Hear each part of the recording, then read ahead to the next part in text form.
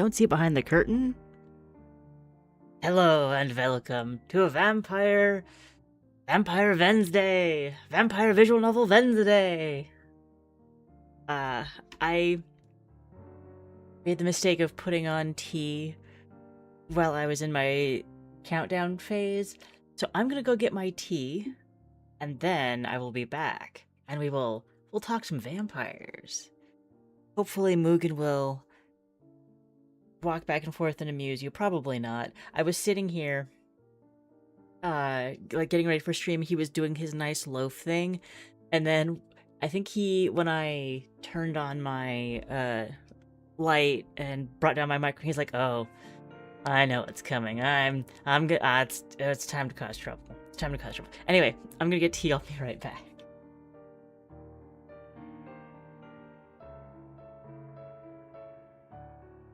Yeah.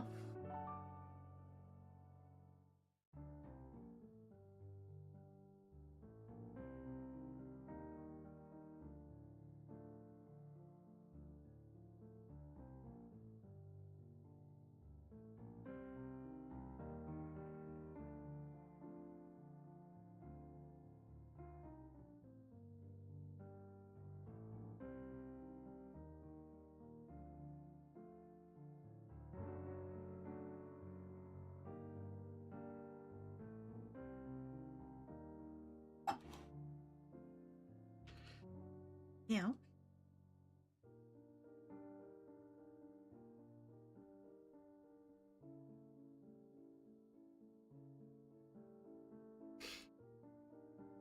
Okay. Mugen was kindly sitting here waiting, but we needed him to figure out where the camera is.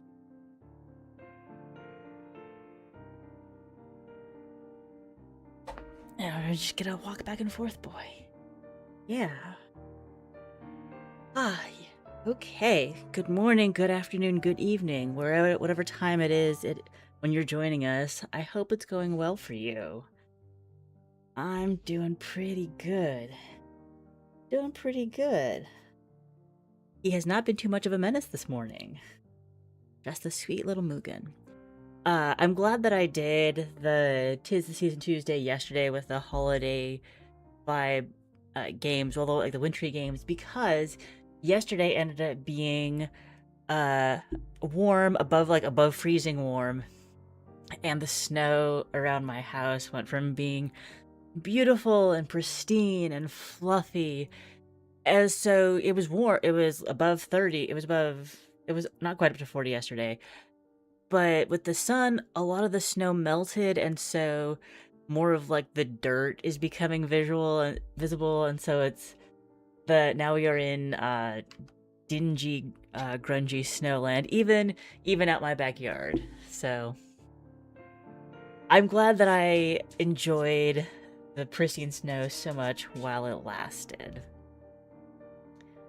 And so let me introduce you to the game that's bringing us this lovely piano music. Momentarily. The more attention I give Mugen now, the more well-behaved he will be throughout the rest of the stream. That's the theory. It's a pretty good theory.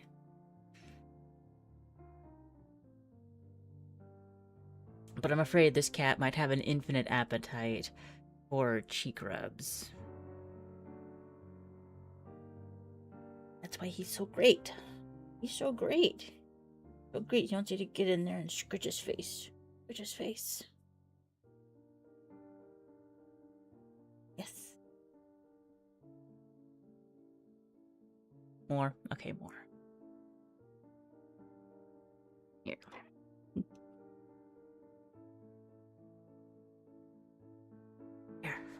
There. Now we both get what we want.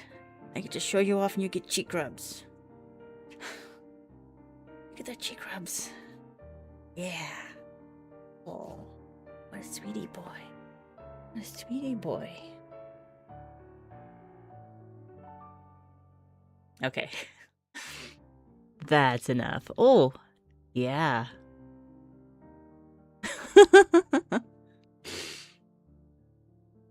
he did get fed this morning. He got all his kibbles.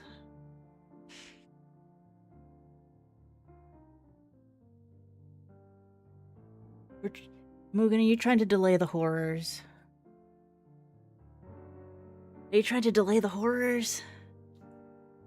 I did have the thought that maybe 2 vampire visual novel demos, one of which says, "We are a horror game. There are some things that you might want to be warned about before playing this game." So I was aware of that, and was looking around on Steam this morning, just seeing, can I find some demo tagged as vampire that looks silly, that could be like a funny palate cleanser. And I did. I found Incredible Dracula. What is it? Incredible Dracula Chasing Love. And hello. Whoa. What do we got going on here?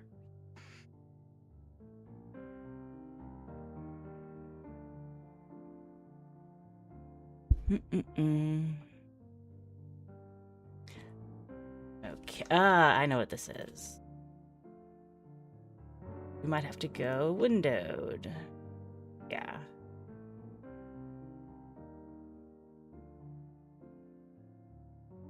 I thought that the full screen was going to behave, but apparently not so much.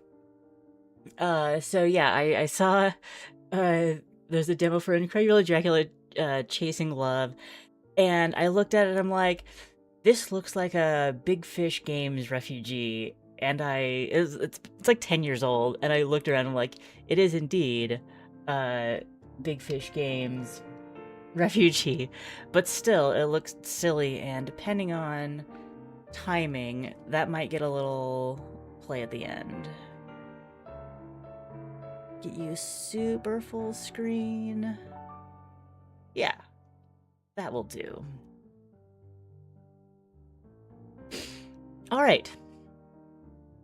I think I mentioned that both of these games were featured in Choose Wisely Fest this past week. It ended on Monday. I was supposed to be doing Monster Monday with vampires, but it got preempted by Medieval Monday, because Medieval Monday. So there is a link in the description to the Choose Wisely Fest, where like the sales aren't necessarily still going on, but you can still view them and see if there's any other visual novels that like might pique your interest. Vampire Therapist was suggested, and I'm like, yes, I've wanted to play that, and that brought me to the festival. And Drăculești was also in the festival, which has been on my wish list for a while. So it all worked together, and we got Vampire Wednesday, and I'm really excited. Also, I saw that we might get some voice acting in these games, which I do have my tea, but the voice acting is appreciated for these kinds of situations. Enough of the vamping. Let's play a game. Drăculești. Would you like to view a brief tutorial? Yes. At times you have say in Renfield's Fate. Choices in italics describe action, while choices in quotes describe dialogue responses. I have read a novel before, thank you. Renfield's options are affected by his boldness, indicated by a lion. Will raise his boldness, and those with a rabbit will lower it. Both ends of the scale can unlock new options, but being in the middle allows more flexibility. Choices marked with a key have been unlocked based on Renfield's previous actions or his boldness. That's nice. That's nice that it, like, gives you a clue as you're playing that this, follow your heart or your curiosity. So I guess this is just previous choices that made you bold, previous choices that made you timid. Follow your heart or your curiosity. No one approach is superior to the others. Renfield's current boldness is shown in the status screen along with any items he's gathered during his time at Castle Dracula. and a sense of how much danger he's in. Be wary. Okay. I like that it gives us a mechanical hint to his mental state. If you enabled choice voting in the Twitch Demon tab of the options menu, then your Twitch chat can vote on choices. Sorry, YouTube. It's best to set this up before you start streaming, although it's possible to do mid-stream. But I appreciate a game that has streamers in mind. That's really cool. Autosaves each choice can be accessed on the A page. Once you start the game, you can review this information from the Show Tutorial options menu.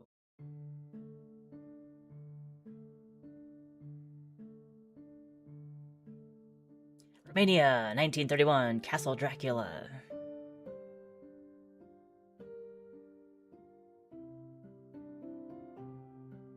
I, Roger M. Renfield, have been sent by Hacker and Hawkins law firm to complete the sale of a number of English properties. To the castle's master, Prince Dracula.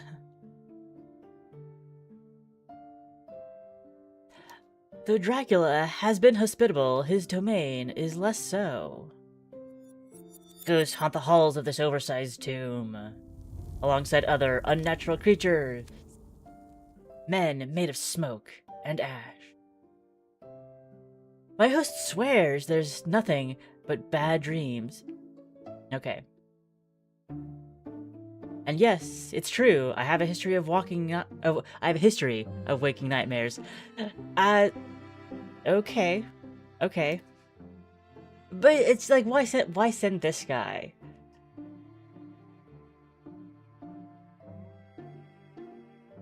It's true that I have a history of waking nightmares, that I've lost good years in a sanitarium. Why did you send this guy? But since, when do nightmares leave handprints on my throat? Hello, Amy. You have joined us in Castle Dracula. I'm sorry? And you're welcome. And you're welcome.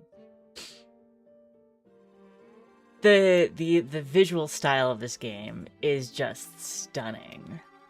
No amount of charm and hard liquor can fully convince me the monsters aren't there. Dracula plies me with them. Ooh, cold nose.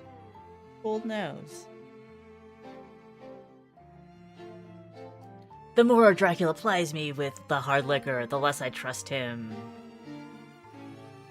He's been a little too hospitable, perhaps? We got a little boy settling down by my feet. Who can I rely on in this terrible place? 15th of February, 1931. Our nightcap knocks me out until sunset the following day? That's a... Unless this is, they have a habit of staying up all night and the nightcap happens when the sun rises. That is a possibility. If I do this, it will do that. So, hopefully we'll be consistent since these scenes will not be consistent. Okay. Our nightcap knocks me out until sunset the following day. I'm a total disgrace. And I feel like shit. Someone's coming though, and okay. Someone's come through and left documents on the desk. I am absurdly late for work. But you're just here to close the deal with the castle. At least there'll be a distraction from everything that could happen. Everything that happened last night, my own conduct included. Go on, Renfield. Alongside the documents is a breakfast tray. It will be telling if the breakfast is hot or cold about the cadence of life in this house. Scrambled eggs and bacon, grilled tomato, hash browns. Full English. Most of it looks delicious. Can't say I want the bacon, but in these parts it's best to eat it and avoid any undue attention. Beside the plate is a freshly cut row. Beside the plate, a freshly cut rose is being used as a paperweight, keeping a delicate piece of stationery in place. I move the rose aside and look at the message. Master Renfield, I apologize for the disturbance last night. Do not feel guilty for being distressed by the condition of our home. It makes terrible noises that stoke worse ideas. If you'd like a tamer evening, then there'll be tea in the parlor where we ate yesterday. I've invited the brides. For a proper introduction. Theodora is eager to hear about her new home. Present yourself at the parlor between 7 and 8 if you have any interest. Otherwise, best of luck with your work. Now, this is February, and he's woken at sunset, which means it's like 4 in the afternoon. Okay, maybe 5. Just saying, this is not a it's not a large lag of time. As I eat breakfast, I consider my next move. Renfield did not mention how cold the food is, so I'm guessing it is freshly delivered. They just knew that he slept long.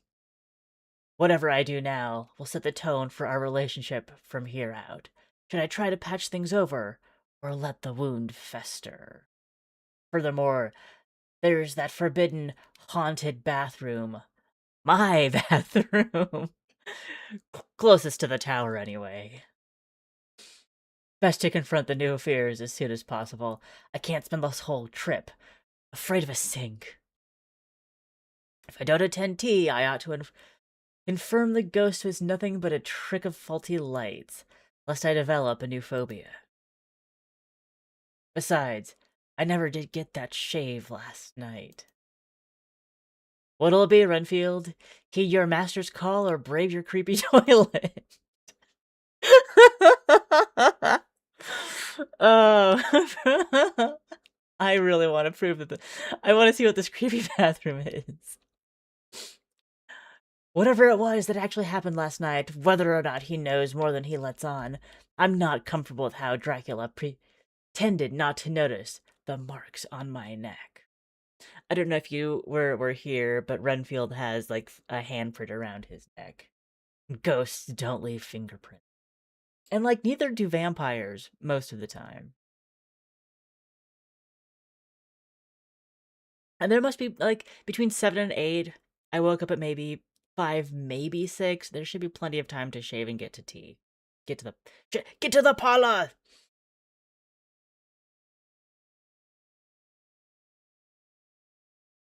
Handprint on the neck, yes. Between the illustration style and like this is a horror game, we've got content warnings, even though it's like there's mentions of horrific things. So far I have found a nice amount of silliness in this game. To turn you that way, will you stay? Yes, you'll stay. Okay, that feels better. Best to keep some distance, finish the documents as quickly as possible, and leave before the situation gets worse. Staying functional means staying clean. Let's take a look at that sink. Toiletry bag in hand, I return downstairs for round 2. I'll clean the mirror, and there will be nothing there. Keep telling yourself that, bud. Then I'll shave. It will be fine. Beards are in... Actually, it's the 30s. Beards are not in vogue at the time. The bathroom is identical to the night before. Steam's dispersed, but the mirror is clouded with dust. Dracula does not have a good cleaning team. Sure enough, when I wipe the largest section clean, there's nothing but me inside. My sorry, stubbly face. I'm to fix that. I refill the sink, carefully retrieve the razor from the jumble, and set about shaving. I'm less precise than usual. Still terrified that I'll suddenly be someone behind me. So, it's probably important to be close to the mirror for this kind of shave. To be able to see what you're doing.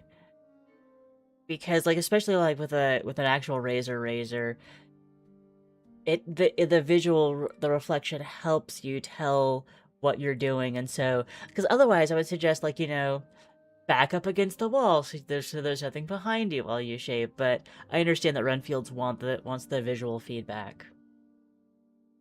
Or worse, a bodiless voice filling the room. I don't think that's worse. I don't think that's worst. The third stroke wobbles. The fourth stroke, I slip The fourth stroke, I slip harmlessly. The fifth stroke cuts straight into my jaw. Arr! I lose hold of the razor. It clangs to the floor near my shoe. Since the room is normally out of order, there aren't any towels and I forgot mine. Oh, nominally out of order. What to do about the blood? There's a lot of it. I clamp my hand to the wound. It's shallow but prolific. It seeps between my fingers and drips on my collar. Got to wash it clean. Dunking towards the sink, I scoop both hands through the water and splash it on me. When I stand up straight again, the mirror is brighter. A faint glow emanates through the room. Before I can react, there are hands on my shoulders. My, what a nasty cut. I've had auditory and visual hallucinations before, but never anything tactile. Just the ridiculousness of sending this guy to Castle Dracula. Here, let me help. Releasing my right shoulder, they move their hand to my jaw. Then they lean over, and I'm too stunned to react. Press their mouth to the wound. It's almost a kiss. Finally, they withdraw. The reflection clarifies in the mirror. A beautiful young man. When our eyes meet amidst the cracks, he lets himself breathe. Vampires don't breathe. Salvia, to help it heal. I breathe too. Oh. Oh, saliva to help it heal. Saliva. Is that a thing? Is that a thing? Yes, they also don't have reflections. That is a good point. He looks at the mirror and his face twinges. Impossible to tell that he's focused on my reflection or his own. Hard to know where to go next. Eventually, I find some composure and say, I didn't need your help. That would indicate boldness. Who are you seems like a very rational response to somebody sucking on my jaw first thing in the evening. Another of the house's pitiful inhabitants. Shall I add you to the census?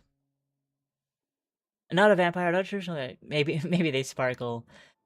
I think this one's actually a ghost, and there will be other vampires. That's not much of an answer. It's all you'll get. I'm doing a census. I have to do the paperwork for the house. Please tell me your name, your occupation, how many dependents you have. I try and face him directly, but he catches my shoulders again and keeps me looking at the mirror. We're not finished, are we? I interrupted you last night, and again now. If I could please have the razor... Try mine. Before I react, he slides his grip down my arm to take hold of my wrist. Guides my hand. Oh, are we gonna shave with a with a shard of the mirror? Open your fingers. This is creepy. But I think that Renfield is probably the kind of person who would be weak to somebody whispering in his ear.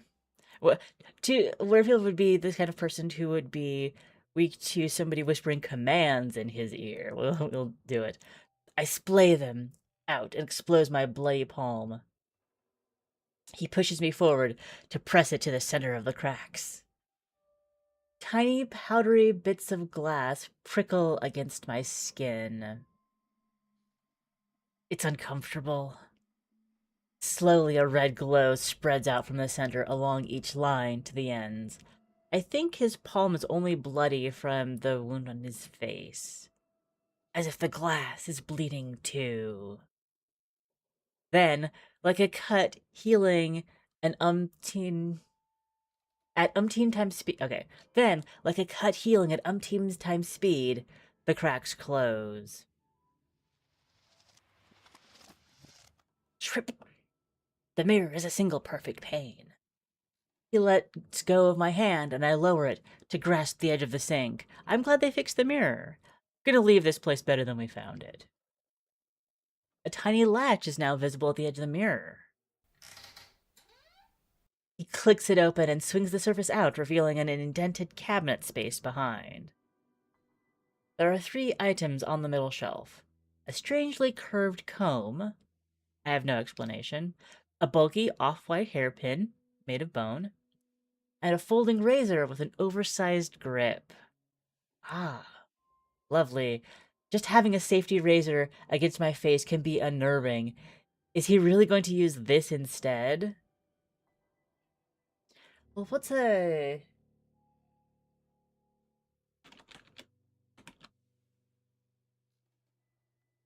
Okay, so a safety razor is like what we would call a modern kind. Well, it's like a... We got the little the short blade where there's probably something protecting it from going too deep into your skin. And then like a folding razor is the fold out kind that's just like a long straight blade. So even having the small razor against my skin is unnerving. He wants me to use like this essentially a machete instead. He takes it from the shelf. Yes, he is. As he unfolds it, he closes the cabinet. When we're done, don't forget to take these too. I'm not sure I need you too. As he brings the razor close and tilts it around my peripheral vision, I notice the grip has a serrated edge. 7 sharp points of varying size and shape. Ah, the grip is a jawbone? Is a wolf jawbone, perhaps?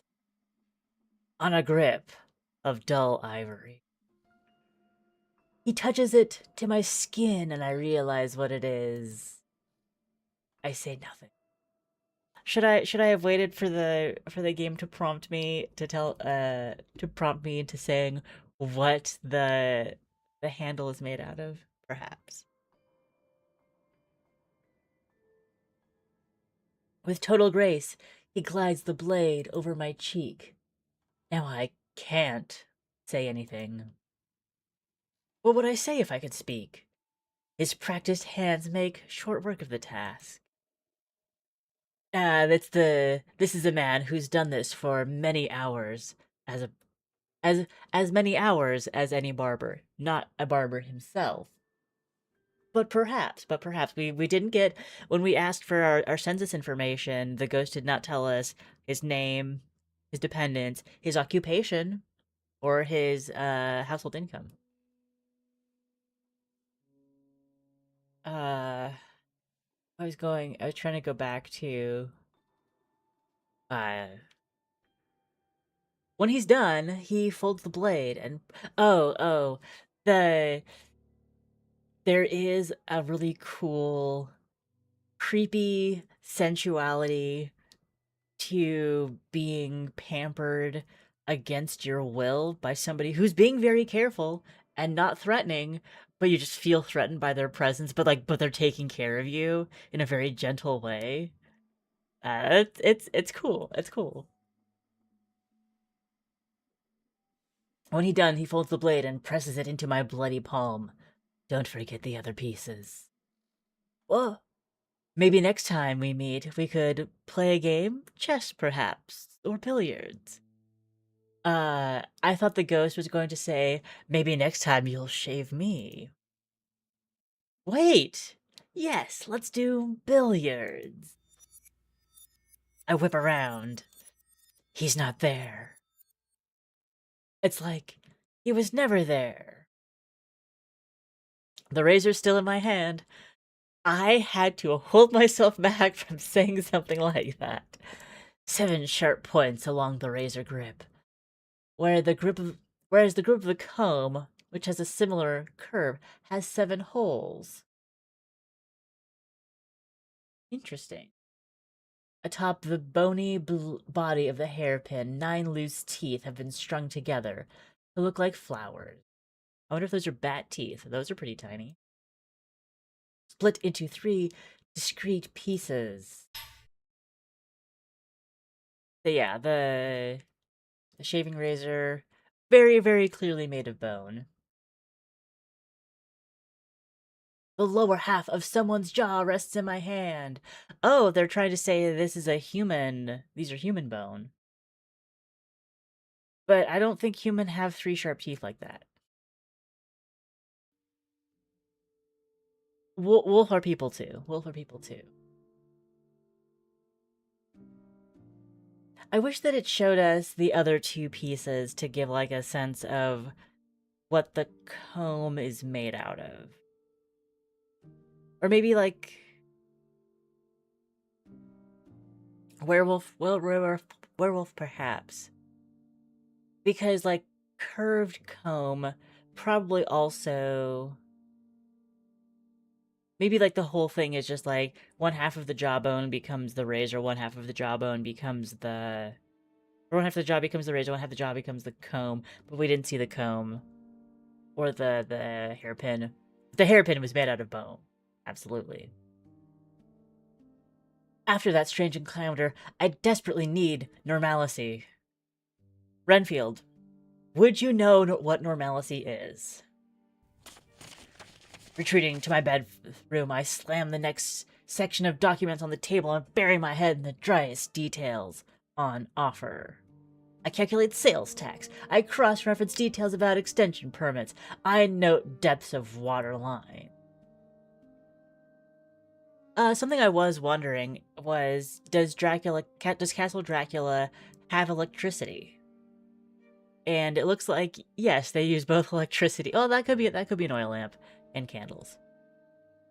But like 1930s, Old Castle could go either way. They probably have like some of it lined, but not all of it. Anything to stop me thinking about the pieces of human jawbone I stuffed at the bottom of my suitcase. My brother in Christ, there are so many other places to put those pieces in your room besides your luggage. But like I said, Renfield, somebody like gently touching him, whispering in commands in his ear, he can't. He's helpless against that kind of thing. I absolutely will not think about it. I will think about the condition reports instead.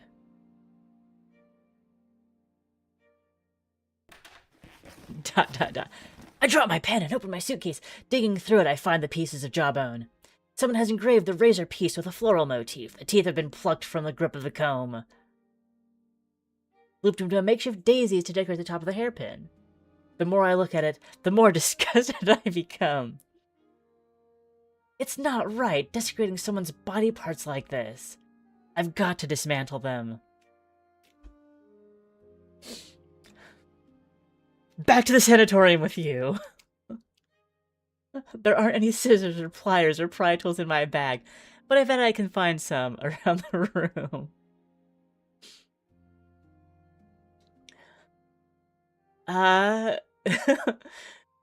We're only like 20 minutes in and I'm already like, okay, what's the most unhinged answer for this? Because Renfield is not slow rolling this at all. The nightstand is already full with all the useful items you'd expect. Matches, candles, a torch. I'm picturing a giant wooden torch. So like, pitchforks, batteries. A lump of cheese. And all these rubber bands, where did they come from? Even a set of pliers and a box with odds and ends of hardware, nails, screws, and wood glue. The nighttime activities would require odds and ends of hardware, nails, and wood glue. What a nightstand. What a nightstand. Tucked in, we already have pliers. We already have pliers. Tucked in the rear corner is what looks like an antique spruce talking board. I'm gonna give the game a chance to answer that before I Google it. A worn planchette on brass casters sits upturned on top, so like a Ouija board. Instead of the Latin alphabet. Also, how big is this nightstand drawer? Okay, I see there's a cupboard as well as a drawer. Instead of the Latin alphabet, there are 72 unfamiliar symbols inscribed in the board. Phony, crude mass-market spiritualism. But the beliefs of others can be a threat of their own. It's a creepy discovery, regardless of whether it has any power.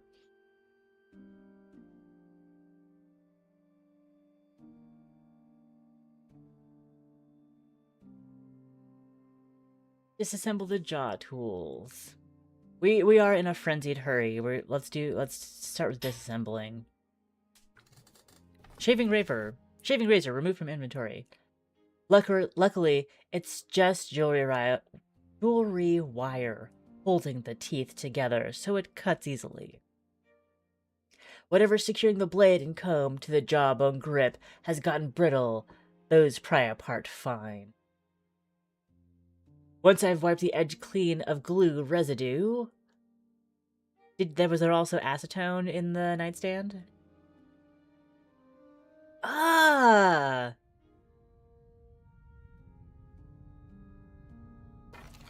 The loose pieces jitter across the floor in front of me, trembling autonomously over the boards, like there's a weak magnetism between them and the teeth roll. Towards the jaw pieces shark towards each other. Ooh, the teeth rattle into their sockets.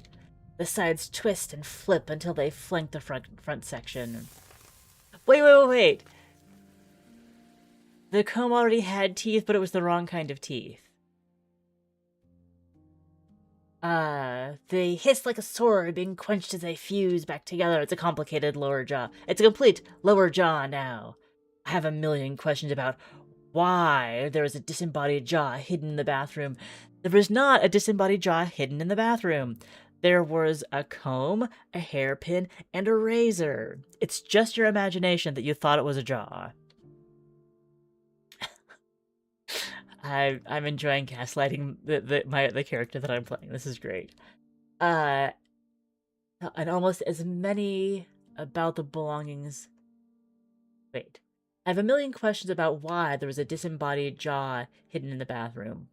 And almost as many about the belongings left around the bedroom. And we didn't even look in the wardrobe. What happened to the former occupants? It all leads back to one man. I wonder if he's still in the parlor.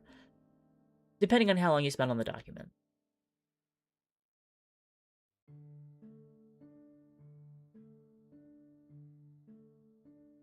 Dracula. Ah, Master Renfield, I was just about to turn in for the night.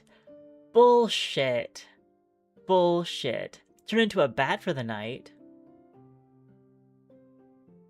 We have big pretty eyes. I like Dracula's look. I was just about to turn in for the night. Did you receive my note? I'm here to work. I chose to work. But in the end, you made it. Wonderful. Obviously, we're well past tea time, but perhaps some brandy or a cigar? What's in the cigar, Dracula? I'm not a smoker, and a drink would help a lot, but the billiard table caught my eye. Renfield, how about you go to the dartboard and play a game? It's a Blueprints joke.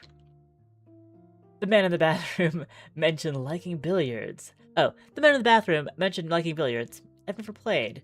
This is not the time to start. This could be an opportunity to learn. No, go back to the sanatorium, learn there. How about, there's a noise at the door. Got the smokes? Oh. Personally, I'm keen for a cigar. Come in. The stylish woman from last night enters. Renfield, what did you do with the stylish woman last night? Well-heeled, well-dressed as any shoprite seeing along Kudam, all dolled up, only she has nowhere to go. You're pretty dolled up yourself, Renfield. You're wearing a waistcoat. When she scowls at me, I feel like I'm back in secondary school. She presses the cigar box into Dracula's hands, but before she separates from him, she takes one out and lights it for herself. She blows smoke in my face. We never got a proper introduction. That's your own fault. Master Renfield, this is Cesara, one of my brides. Cesara says it's fine. Thank you for making one name easy for me. As a lady of the house, you're owed a certain amount of respect from the help. We're the help now? Am I now? You are my bride. Yeah, your middle bride. Now I see where that attitude is coming from. The attitude in her portrait. You're not going to be polite. Go somewhere else. Okay. She pushes past towards the door, trailing smoke. As she reaches the frame, she leans an arm on it and turns back to look at me. Hope last night didn't scare you too much. With a toss of her hair and a flick of ash, she leaves the room. Can you use a cigar in a cigarette holder? Probably not. Imagine how big you would have to be, like both long and in circumference to hold the cigar. But I'm picturing it, and it's funny. With a toss of her hair and a flick of ash, she leaves the room. Her attitude is an acquired taste. If he says so. A cigar, Master Renfield? No, thank you. What can I offer then? Yes, let's play a game of billiards. Okay. So Renfield, is interested. So the ghost said, "Oh, we'll play billiards." So Renfield is like, I'm threatened with that, and it sounds sexy, but I don't want my first time of billiards to be with that ghost, but also, I don't want that ghost to know that I don't know how to play billiards, so I'd better learn ahead of time, so I'd better learn with Dracula. A game of billiards. Excellent idea. What rules? I don't know. Calvin Ball. I haven't played enough to know the difference. We'll play 8-ball then. He sets the table. We do our shots to find out who's playing first. Unsurprisingly, he gets it. Dracula knows all like the lumps and valleys in the table. Of course he's gonna get it. Why come down after avoiding me all night? I wasn't avoiding you. Like I said, I was working. Work is an excellent way to avoid someone. I hope you had fun working. He breaks. It's a good shot. I don't know anything about 8-ball. Or is like, are they doing,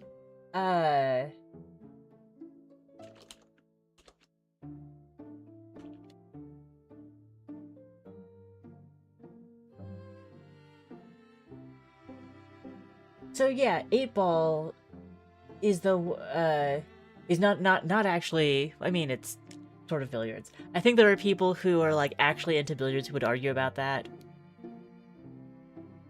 Or maybe I'm just being an American because we usually call it pool.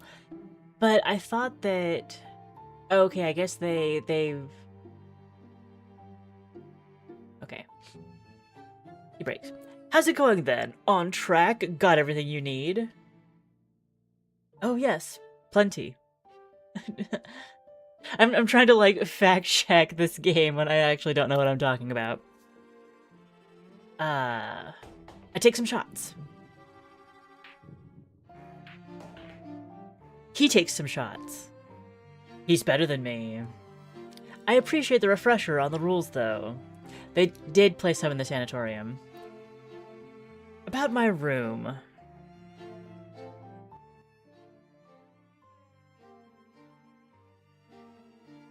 About my room. What is it?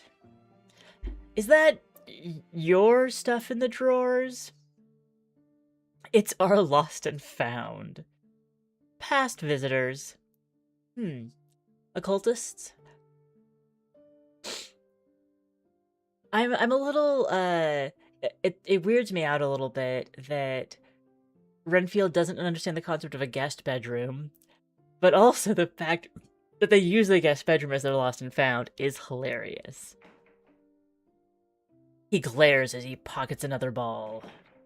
I smile blithely and manage to pocket two. Renly's a shark. Be careful around the castle. I'm always careful. Are you now? Does is the little like do I have this piece of toilet paper stuck to my jaw to blot the blood from that cut? Dracula, pocketing his last ball, wins the game. Dude, that's cheating. That's cheating. You leave all the balls on the table. Damn it. Thank you for the entertainment. And thank you for the advice. Good night, Prince Dracula. Good night, Master Renfield. I take the cue from him.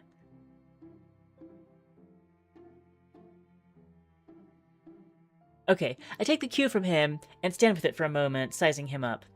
I was hesitating because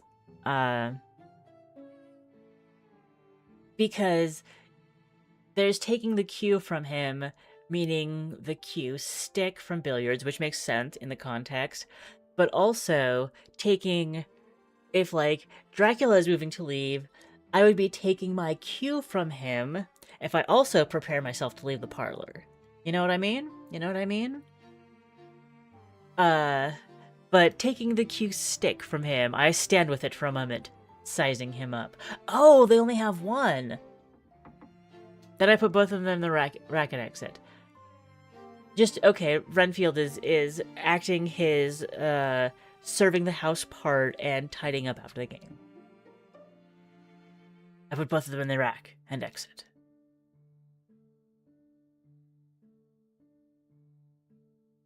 Back in my bed. It was good to get some practice, so I don't embarrass the ghost with how bad I am at billiards. A better sense of the situation. Why doesn't he want to talk about the past guests in the tower? What happened to them? To him? I don't doubt for a second Dracula's warning is genuine. I have to be careful if I don't want to be disassembled and used for parts myself. Settling under the blankets, I stare up at the canopy. There's a constant draft in the tower. The chiffon curtains drift in and out from the bed. Breathe with the air currents. Weak, unceasing motion. Like pale sheets of snow.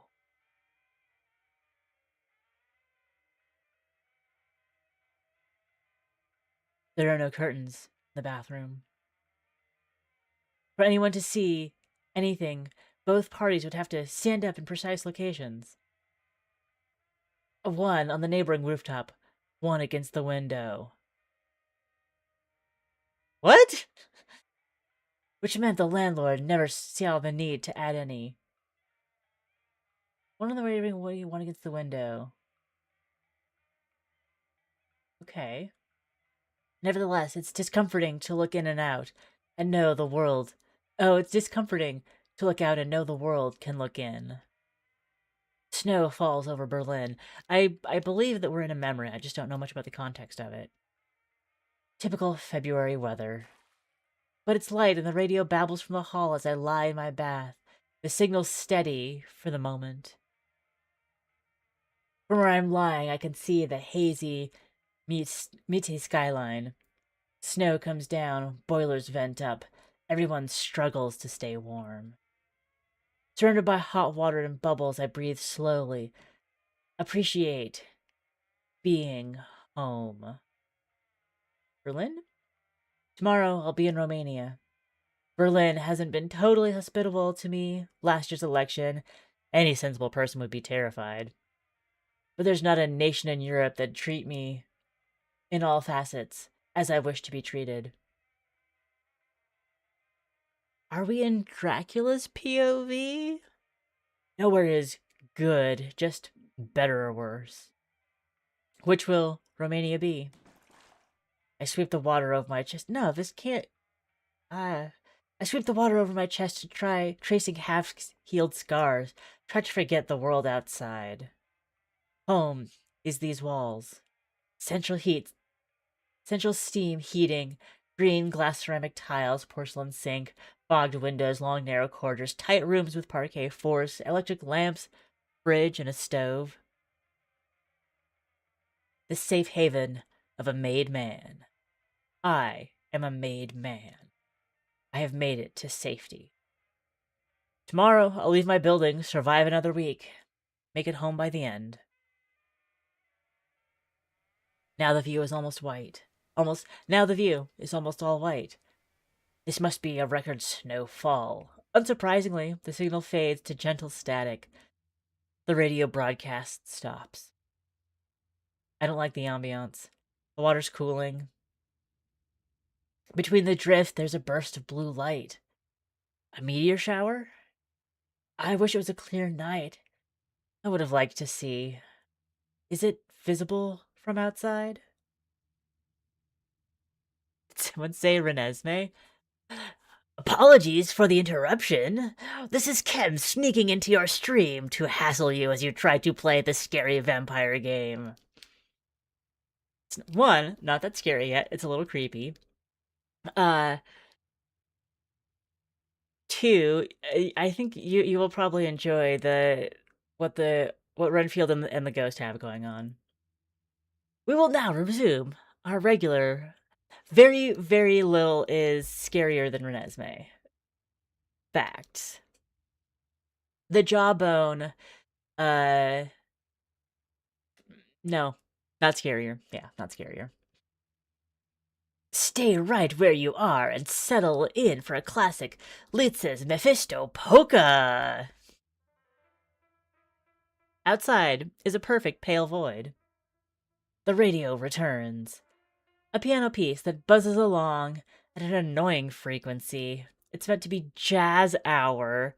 Excuse me? How did it reconnect? The bath's gone cold. If I get out, I can turn the radio off and take a look at the lights from my balcony. Put some clothes on, Renfield. If this is Renfield, I'm not actually sure. When I try to stand, my legs won't move. The water clings like glue. That's scarier than Renesmee. Water clinging like glue. It's a texture thing. Despite how long I've been in the tub, the bubbles haven't popped. In fact, weren't they waist high before? How did they reach chest height? I can't lift my arms either. I lie limp in the too heavy water, unable to move as the bubbles rise. I'm not drowning here. They can't find me like this. Dude, the bubbles are made of air. it would be a little bit uncomfortable, but you could breathe them. They can't find me like this. Imagine the headlines.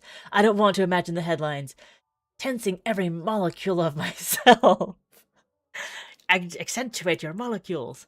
Thanks for not, like, imagining the headlines for me and giving me a little more context about the situation. I explode upward. Lift onto the tiles, gasp for air, catch the sink for balance. There's no splash. No wet handprint on the porcelain. No damp sole on the bath mat. A red shape lies amid the bubbles and the water. Its lower jaw has been torn off and its eyes are gone. Below the waterline, I catch a glimpse of an empty chest and incomplete arms, with its short black hair and narrow waist.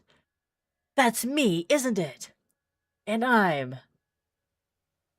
The radio plays static. I step through the hall to silence it. Too tall, too dry, too dignified. I am a pearl and the world is my oyster. What? Also, okay. There is no hallway. No radio. White noise and darkness. A breeze comes through. The darkness broadens. As my borrowed eyes adjust, the shades separate until I can see the night above and forest all around. As my borrowed eyes? So, we're possessing someone. Great wing beats pound through the air overhead. But this doesn't say what shape of borrowed eyes we are dealing with. As they pass by, they rain soot and ash. Great wing beats pound through the air overhead. As they pass by, they rain soot and ash. Large objects falling in its wake. Antique pages with torn edges. I catch one as it slips by my face. Okay, not in wolf form then. A woodcut illustration of someone in silhouette surrounded by people bent in supplication. Beneath the illustration is a title. Contamere.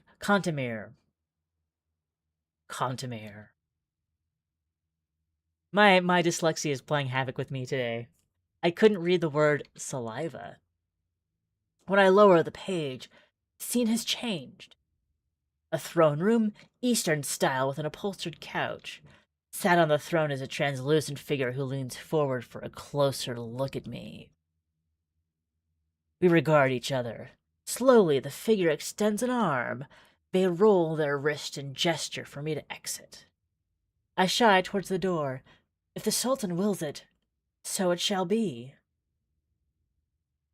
Renfield is very follows directions. Renfield follows directions. On the other side is a plain stone chamber from an entirely different country, era, reign. Opposite the throne room is a heavy metal door with secured with bars, deadbolts, and massive locks. I feel like back in the 90s, there was a big mystique for hallways with doors that open into different locations. I feel like that used to be a really big trope. Like a Narnia kind of thing. But I know that I've read it in other fantasy books. But I'm imagining we're in that kind of hallway where behind every door is a different scene, a different location, a different something, a different memory, a different vision. Opposite the throne room is the heavy metal door secured with bars, deadbolts, and massive locks. All these doors to all these locked up portals. Through a narrow slit in the door, I see sunlight. Also jail-like, also a sanatorium-like.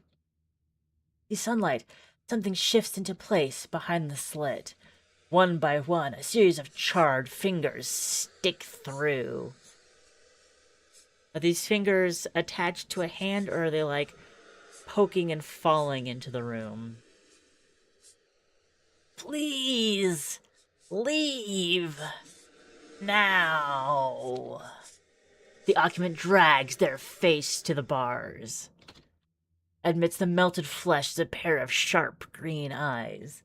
Mugen's lucky he's gone right now. Otherwise, you'd be getting some sharp green eyes. Mugen!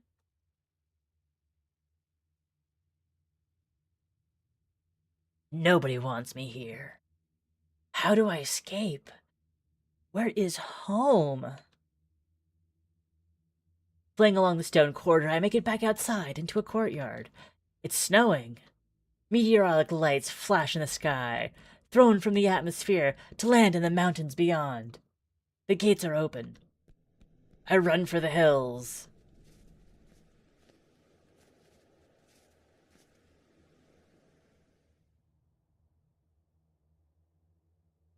Amidst the peaks is a perfect, pale void.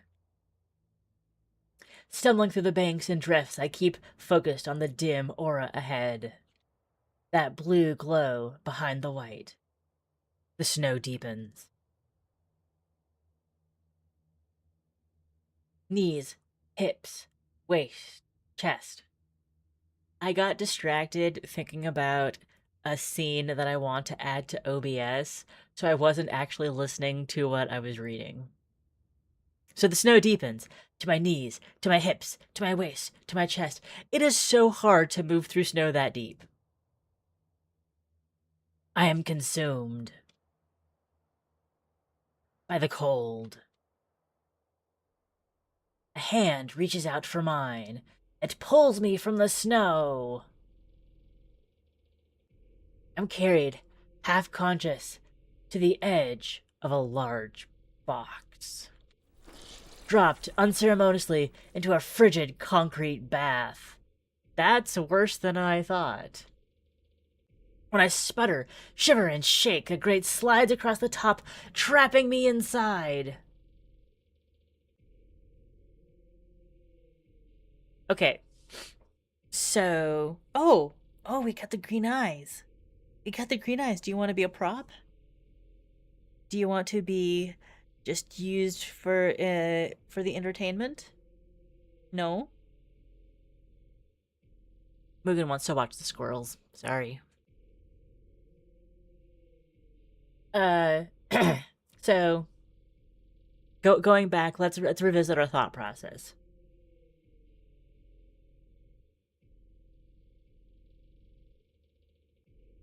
First in the thought process, the piercing green eyes. Okay, it's just the gray top of his head. Uncooperative wench! Carried half conscious to the edge of a large box, I'm thinking, okay, going into a coffin. Dropped unceremoniously into a frigid concrete bath. Then I thought about a coffin, large coffin, filled with wet cement. And then when I sputter, shiver, and shake, a grate slides across the top, trapping me inside, drowning in cement. Clearly, it just means, like, frigid concrete bathtub. Or, like, a large pool, like, the Roman baths kind of thing. So, probably still gonna have room to move around in this. But a shiver and shake, a great slides of trap me inside. My rescuer straddles the box and peers through the grate. I thought there were piercing green eyes. Leaving so soon? Oh, it's Dracula. Dracula straddles the box. No. Good. Abandonment is the cruelest kind of treachery. Reaching out of sight, he takes hold of something. Why not stay forever? Okay, I thought this was reality, but now I'm back to thinking it's a vision. A bright silver knife. We have forever, don't we? Mugen's trying to get out too. The smile he wears doesn't reach his eyes. The knife lingers in the space between us. When we move. Get out! Get out! Get out! The world ends. All of this started as a dream. No, it didn't even start as a dream. Um, all of this started because we had the had the billiards match with Dracula. We lost, went to bed, and we're after being awake for like 4 hours. We're looking up at the drifting curtains. They made Renfield think of snow, and then we had all of that vision, and then it was all a dream. It was all a dream. In the morning, the relative morning, the wrong 6 o'clock, I'm awoken by the sound of traffic. Staggering to the window, I see a convoy of horses, riders, carts, and the carriages clattering to the courtyard at the front of the castle. The tower is angled over a ravine, but peering to the side, some of the pass is visible. There's a smell to investigate, too. Another delicious breakfast. So Renfield just hasn't, accepted that he's nocturnal right now. Breakfast is happening at 6 p.m. It's hot and fresh. Today it's a kind of frittata with tomato relish. Now I want frittata with tomato relish. Whatever happened on this trip, at least, whatever happens on this trip, at least I'll have had a good final meal. Oh, I thought that said good fine meal. That's good final meal. I sit down to eat and resolve to visit the courtyard after.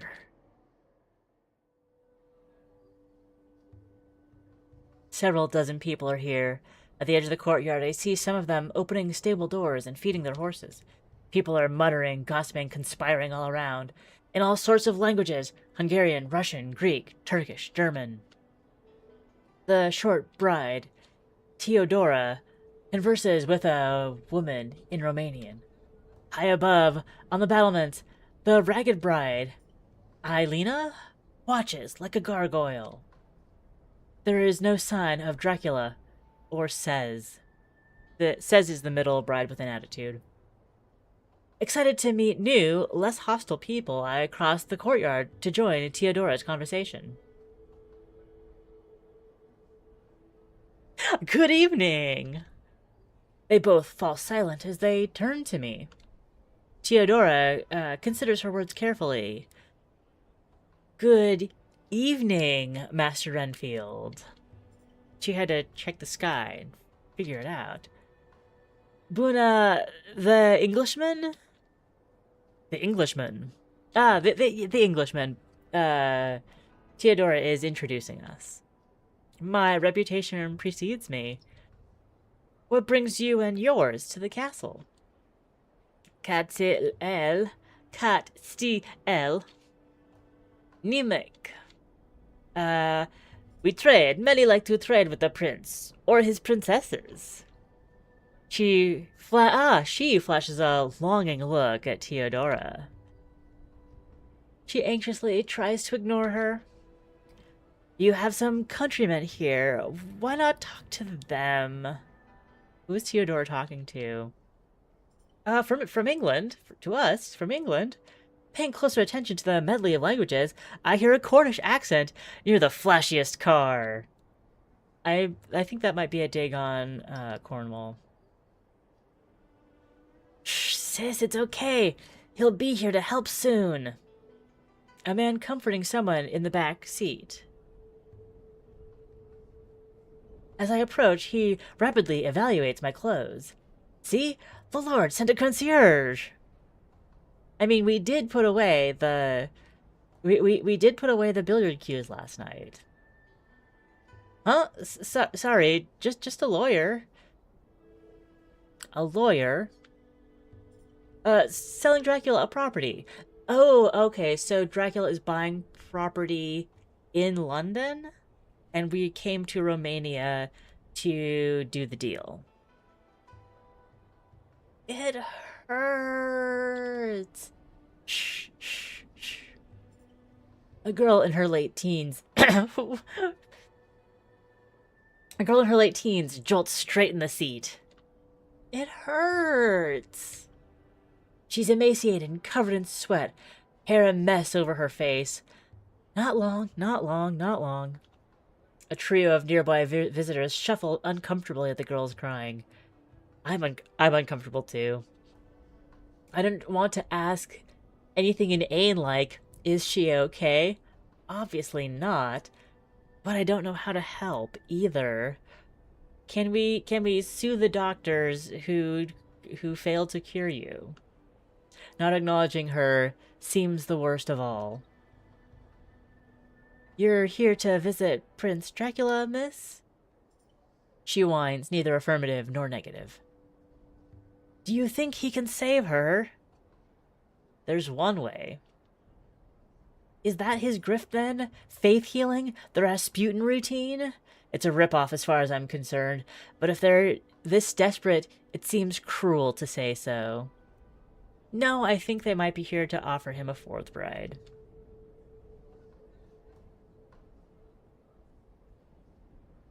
Frankly, I think you've been given the runaround.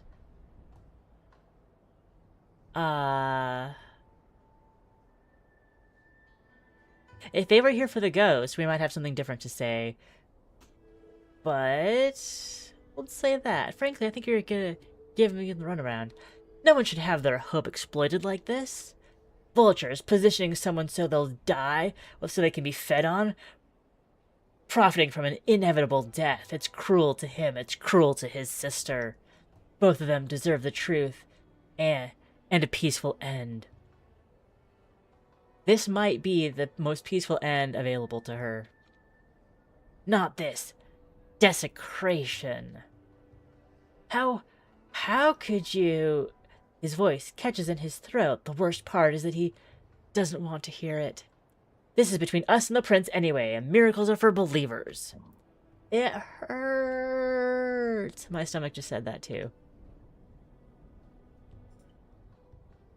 Before her screaming can scare everyone from the courtyard, a new figure arrives.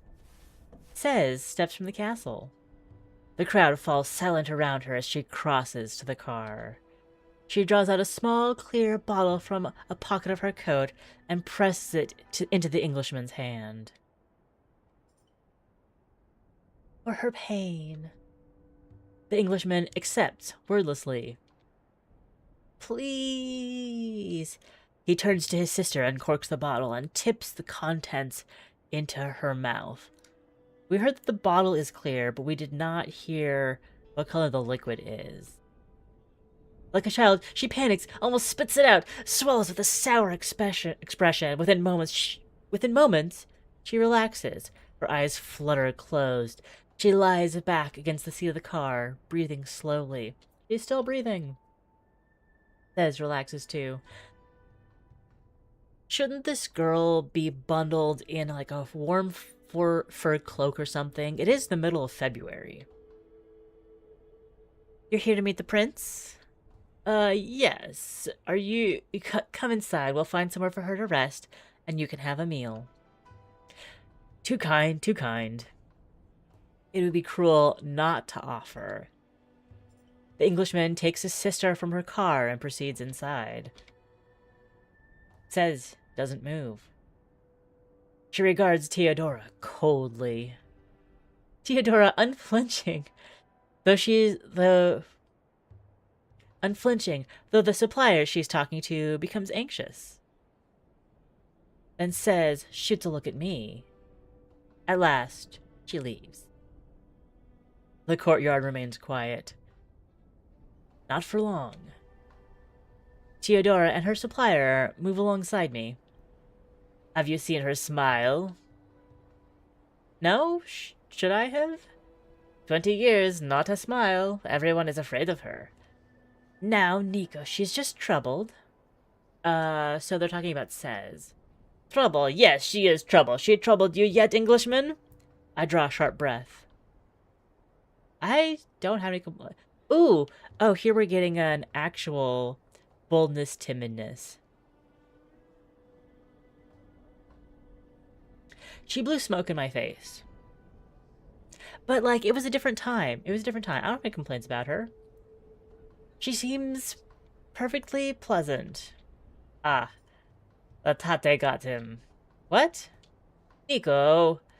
Yes, that's what he likes. I don't know what the tate are to figure out her meaning.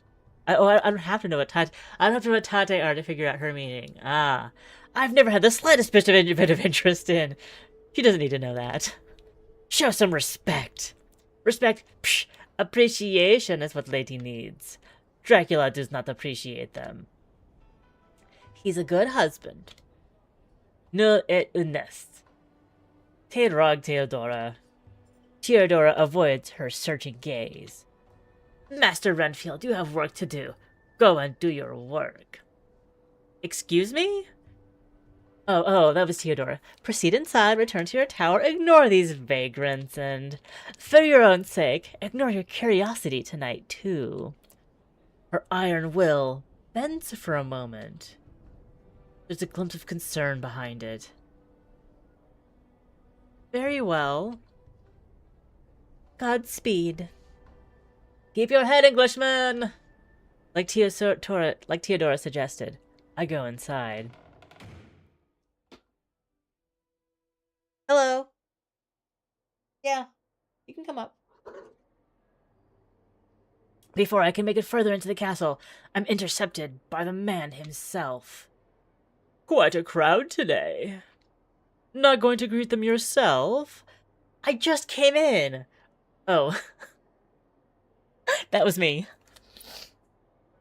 Not going to greet them yourself?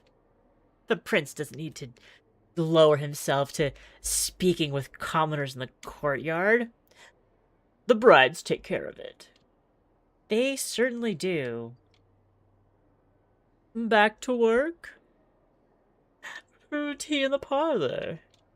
Yes, nice to see visitors, but they've got their jobs, I've got mine. Later tonight? Later tonight? Hmm? We entertain some of the guests in the great hall. It can get rowdy. The tower should be far enough away that it doesn't bother you, but ignore the commotion, of course. You'll be brought dinner like usual.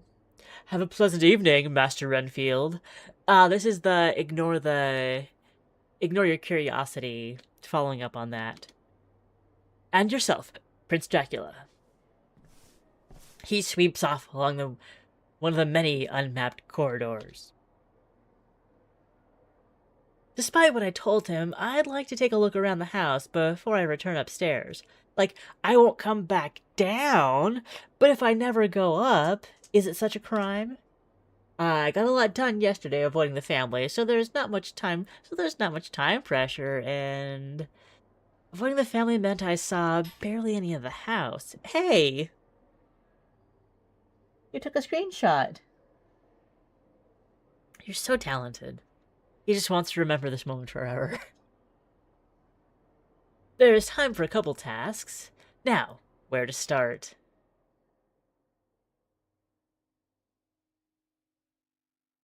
We have some options. Look for somewhere to continue brushing up on billiards. Look for outdoor areas. Look at the ground floor, or look for where they took their Englishmen. I have my own preferences, and I won't say what, but I will give a couple moments of so if you have an opinion, let it be known. I'm gonna go heat up some water real quick. BRB. So I wanted a new BRB uh scene, which is why I was distracted during the dream sequence. Okay, be right back. Mugen, entertain the guests.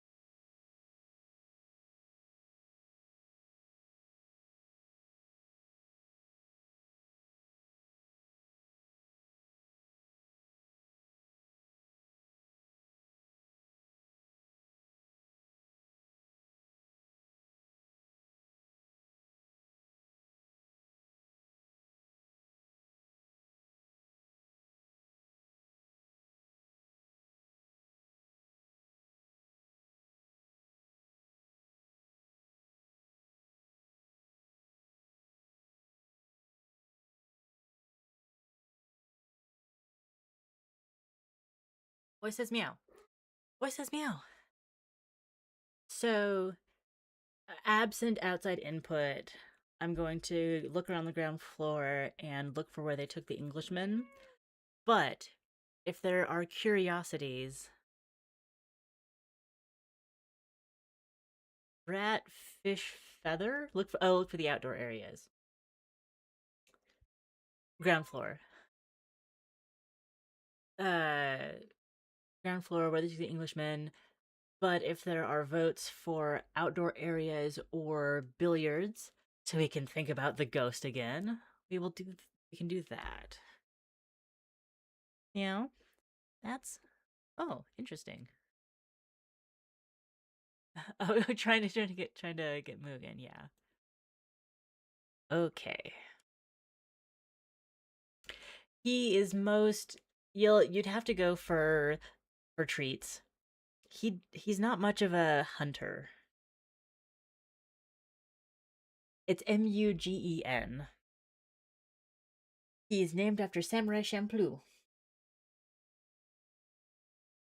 Because my old roommate was a nerd, and that's why we were friends. Okay, my tea's ready. I'll be right back.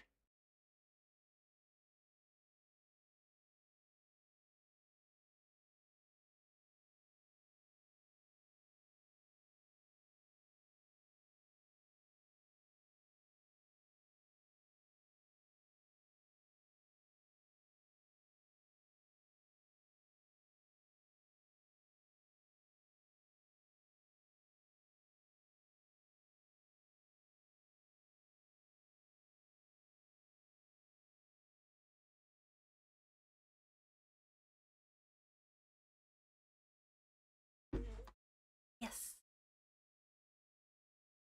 They have fish emotes, don't they? He is, after all, scamming for salmon flavored dental treats. When you settle down, you can have some. You just can't have them when you're scamming, because that reinforces the behavior.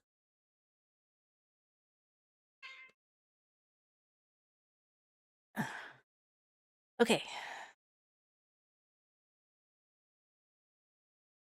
You don't get tea. You get TREATS. Come here. Come here. Yeah, that's a good boy. He accepts tuna treats.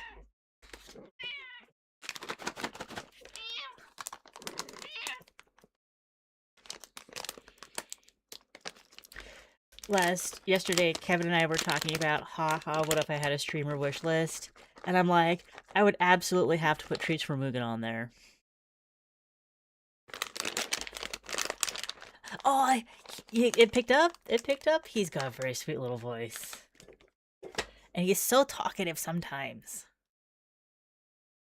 If you're ever watching one of my edited videos, and his meows get picked up in the background, I throw in a picture of him as a cute little, yes, this is the meow happening. All right, we're back. You're gonna go over there. You're gonna go over there. You're gonna go over there. And I am going to go to the ground floor.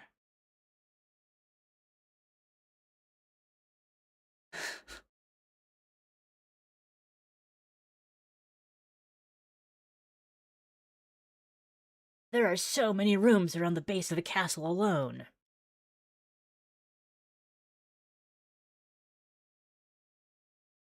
The kitchen, the grand dining room, a portrait gallery, a kitchen, a chapel. Oh, I thought those were going to be chairs and a table runner.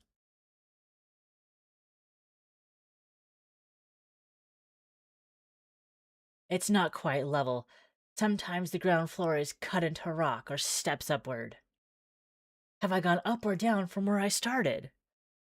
Uh-oh. Before I know it, I've stumbled into what is clearly a subterranean area. It's dark. The room isn't wired. Medieval sconces flicker on the walls. Turn around! Turn around, Renfield, go home! There's a low, eerie tone as a breeze filters through. Checking around to find out where I've found myself. I lay hands on Checking around to find out where I found myself. I lay hands on the cool stone edges of a coffin. My eyes adjust to the lack of light. Why is coffin the first thing you go to when you feel the first thing you think of when you think of when you feel stone? My eyes adjust to the lack of light. This is a crypt. There's a faint moan from the opposite side of the wall. It could be the wind coursing through the network of basement chambers. There's a sticky, dry crackle around the edges, though, like the voice of someone on the verge of starvation. Ah. Ah. There it is again! Moments later, there's a noise halfway between an iron grate shaking on its supports and someone scratching at a chalkboard. Is someone there? I press myself to the brickwork. Run, Renfield!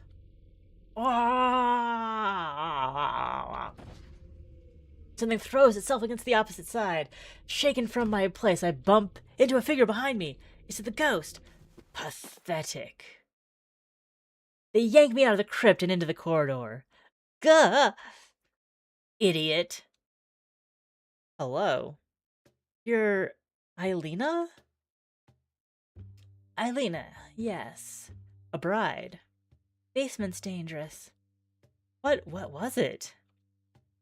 Bad construction, screams of soggy wood made to bear heavy weight, and rats. Probably bad rat problem. Rats to that. Ah. Oh, rats to that. Huh. Yes. Shoo before the Rat King gets you. Is that when many rats from a group body? That is when many rats from a group body and multiply their rat rage. Are there... I've heard of this.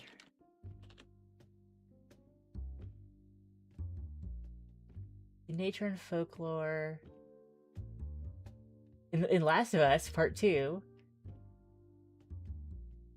Here's the Wikipedia page.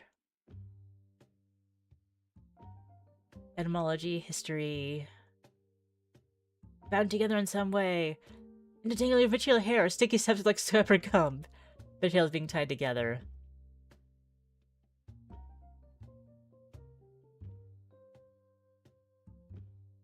Okay, so, there is a report of it happening naturally, and it's not just an urban legend.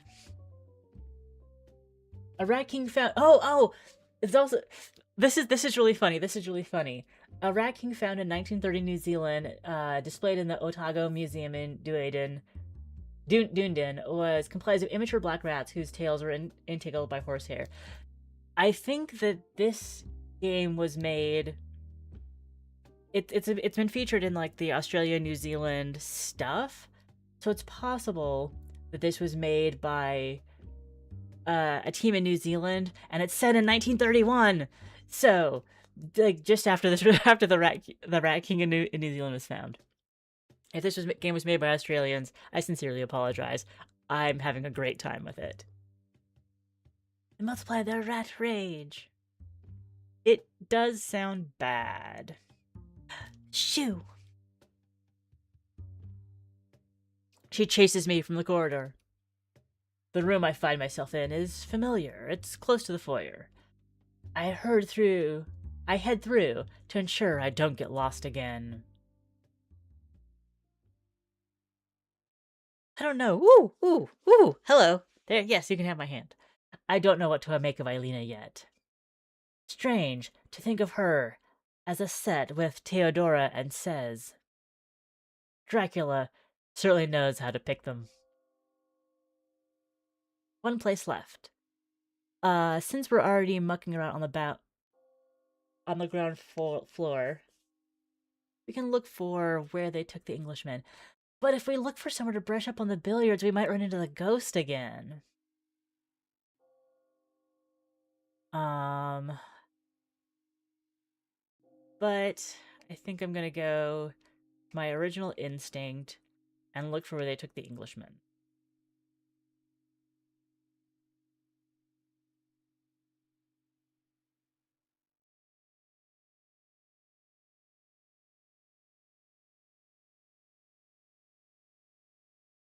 Okay. Mugen has settled. Look for the Englishman. I creep around the ground floor like I was already doing. Confident they won't have taken them deeper into the building. As soon as Renfield says that, I'm like, oh, you fool. Oh, you fool. The halls are quiet, except for the usual creaks and shifts of a place of this age. At last, I pass a room with someone inside. I expected it to be the girl and her brother, but it's just the girl. She's out cold on the bed. Someone's tucked her in and given her a wet cloth for her fever. Where's her brother, though? Passing the kitchen, I hear Dracula's voice. Frustrating that it's short-dated. We took what we could get, and the suppliers... oh, Nico. Oh, hello again. Master Renfield. In the voice of a rebuke. Here, I thought you'd gone to your room. Had a chance to relax yet. Nico, was it? She outright flinches. Nicoletta.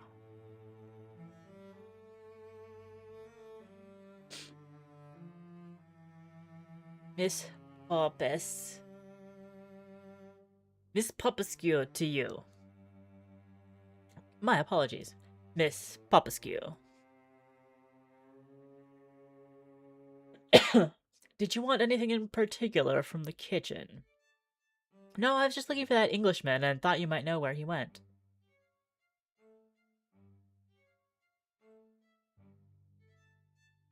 Ah.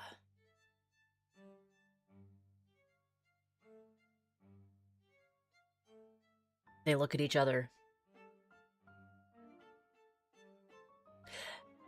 Enjoying the prince's hospitality. Oh, the Englishman is enjoying the prince's hospitality, even though the prince is here. Yes, he's being entertained by Eilina. Funny, I just ran into her in the basement. Indeed I did. Oh, that's cool that the game does remember the implications of the other thing that I did in the same linear area. Theodora, then. I don't remember which. Of your brides? Miss Popsky's lips narrow. Is there a problem? No, I'll leave both of you to it. Thank you. Get out. She doesn't mean that. She does. She means that. And so I make my exit. They resume talking as I walk away. Short dates are such a nuisance. Now we have no choice but to use the lesser cut tonight and the other later. What was I supposed to do? Bring us something edible. Nicoletta. Nico, I give you protection, but I can take it away whenever I like. Everything else, too. What if I take the truth you are ungrateful for you and your lawyer and drive? What will happen then? I don't know, but neither of us will like it. Nor will Theodora. There's a moment of silence. Oh! Then Miss Popscoop pushes me into the wall of the corridor as she strides by. I take a moment to recover, rubbing the shoulder that she hit. He's bruised. He bruises easily. From the corner of my eye, I see Dracula lean out the kitchen door and leer at her back. Then, he's gone. Wandering the halls in vague direction of the tower. A breeze licks the lights through their bulbs. Ah. One by one, some phantom's fingertips pinch them out. Oh. A breeze licks the light through their bulbs. until the last remaining source of light is a pale emanation through the nearest doorway. A familiar doorway, and I know who's on the other side. The billiards room! It's the ghost! Sure enough, when I peer through, I see him. Long-limbed man lounging on the pool table, lips pursed in an impatient smile. The bathroom ghost. Ha ha ha ha ha. He swings his legs over the edge as he turns to face me. Evening. You weren't kidding about the billiards. Gesturing at the cues, his smile takes on some warmth. Ready to play? He's the only thing on the felt. Where are the billiards? If I kept you waiting, you could have set the table. If I kept you waiting, you could have set the table. I barely know how to do it. Alas, I'm stricken with a tragic touch impairment. Didn't seem like a problem last night. There are brains and nerves inside you for me to stimulate. A table has none of that. However I pose upon it, it will never pay me as much mind. To stress the point, he stretches himself out, drawing his trousers tight. I clear my throat and focus on the cues. Yes, thank you for the reminder. You're a hallucination. I'm losing it from the stress and thirst. Poor drifter lost in the desert, wondering if the oasis is nothing but a mirage. Don't look at him. In the tower, I must have realized someone used to live there and started to imagine who he was, where he went. Now I'm having a conversation with myself to decide how worried I should be that I'll meet a similar fate. Dismembered and stashed in a series of undignified hidey holes. Speaking of which, how did you think to check the mirror if it was your own idea? The cracks got my attention. So back at the beginning, we went to shave and the mirror was cracked because like some weird nonsense had happened the night before. So the mirror was cracked, but we got out our safety razor, started to shave, cut our jaw, and then the ghost was behind us and like licked the wound and like sucked the blood out of it till it stopped bleeding, and then there was a jawbone turned into a razor, a comb, and a hairpin behind the mirror that like he put our bloody hand on the mirror and it's healed the cracks, and then we got the stuff behind it, which is apparently his jawbone. Why billiards now? I glanced at him by accident. It's a real... He winks at me. Man's game. I avert my eyes. One last question. Am I who you dreamt of? Am I who you dream of if you could dream of anyone? Not if he keeps heckling me like this. Let's just play. Ah, a question he couldn't answer. At last, he hops from the table, full of fresh energy. Alright, preparing the game. Think hard. What do we need? I fetch the rack from the wall to start with. Setting it on the mark, I scoop the balls from the pockets and add them to the triangle in a random order. The ghost laughs, hiding his mouth behind his hand for discretion, even though he's too loud to ignore. What? That's not how it goes. Oh. Put a stripe in one lower corner, a solid in the other, and the 8-ball in the middle. I follow his directions. Now I'm paying attention, checking the numbers and designs, and I can't help but notice the 8-ball and the cue ball are lighter than the rest. In weight or color. Not quite hollow, but definitely not solid, full of something lower density than their resin exterior. Curious, they're made of bone? That's although a billiard ball. I mean, it's not that big, but still, how you get that much bone together? I guess it's like if you do like a puzzle box sort of sphere. Uh, yes, my guess for any given object is that it's made out of bone. Or are the cue ball and the 8-ball his eyes? Or his testicles? Since you set the table, I'll have the first turn. Isn't that convenient for him? I remove the rack and set it back on the wall. Everything is ready except the second player. I thumb at the cue holder. Don't you need something? But you're right there. Be a sport and... Oh. If you're a ghost and not a hallucination, you can get your own cue. Levitate it or something. This is his house. I'm just living in it. Living? Poor choice of words. Point remains, everything here is Dracula. Without his permission or an offer from his representative, I can't touch any of it. Convenient. No, inconvenient. Beyond your wildest imagination.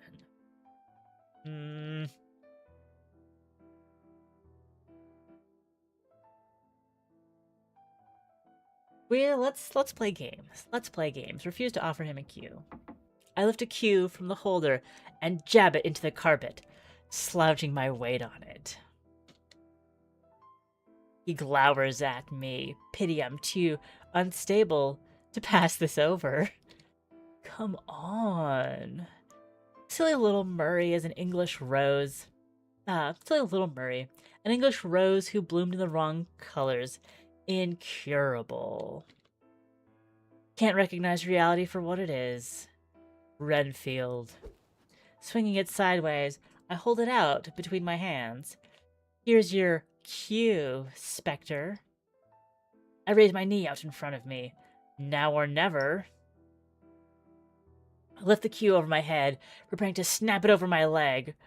Roger, don't! His voice suddenly booms with percussive depth. I am begging you, hand it over, be cooperative. The depth is gone, back to its usual lyrical range, though it trembles. His eyes tremble, coated in a teary glaze of glittering lights. If he's real, this is real desperation. Let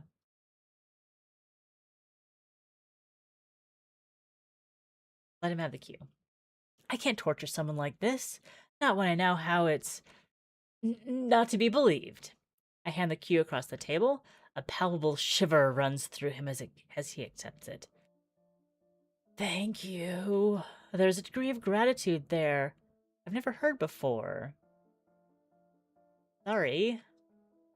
No, I shouldn't have been so flippant before. If I wanted to be taken seriously, I need to act in accordance. Shall we? I nod. We move into position on either side of the table. Is that a thing? According to him, he should be first. I take my own cue from the rack and turn it in my hands as he adjusts the placement of the cue ball. The ghost inhales out of habit or a sense of showmanship. He was breathing in the bathroom. Crack! He shoots the middle of a wall of the triangle. The balls ricochet everywhere. The game is afoot. When you break, you're usually hitting the head ball, not the side, and that the head ball drives the energy into everything else, and that's how the break happens. We alternate turns, sinking some shots, missing others. He's confident, taking aim at risky targets, almost pocketing some of my stripes. I'm methodical. I don't have the experience not to be. Though it's scary that 5 turns in, he's on 3 and I'm on 1. How's the sale proceeding? Pardon? I almost misfire. Ghost taking interest in literal business, in the literal business of the living? It's a shockingly mundane question.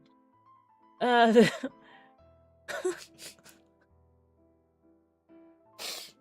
sale papers for Carfax. Why? Just making conversation. He keeps steady. I had a job once, ordinary duty. Like, Carfax, I thought about the car company, the modern day car company. I think they're still around. I guess that's car facts. But still, that took me out for a second. I had a job once, ordinary duties, ordinary concerns, ordinary physiology. Sure. We're getting back to the census. What were you? Someone's muse? A movie star? Salesman? Who knocked on the wrong door? Didn't I ever? What did you sell? This and that. He puts the cue behind his back and fires a trick shot at the 4-ball. It misses, but nudges the 6 closer to a corner pocket. Talking boards and planchettes, maybe? Ha.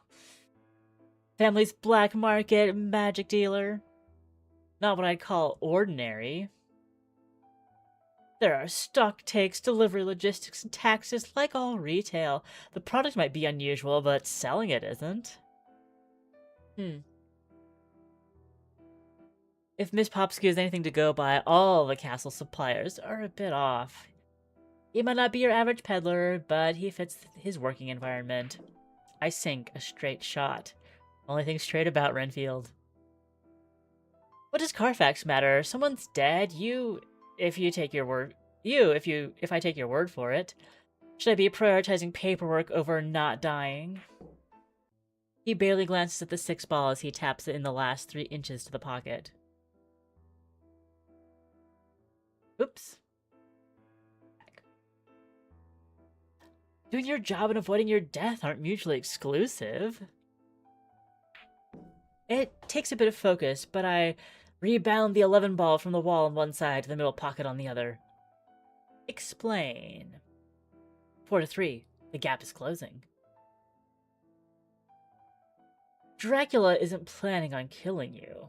He didn't want to kill me either. If he has a usable piece, he prefers to have it in play, which means that while he believes you're his pawn, I'm safe.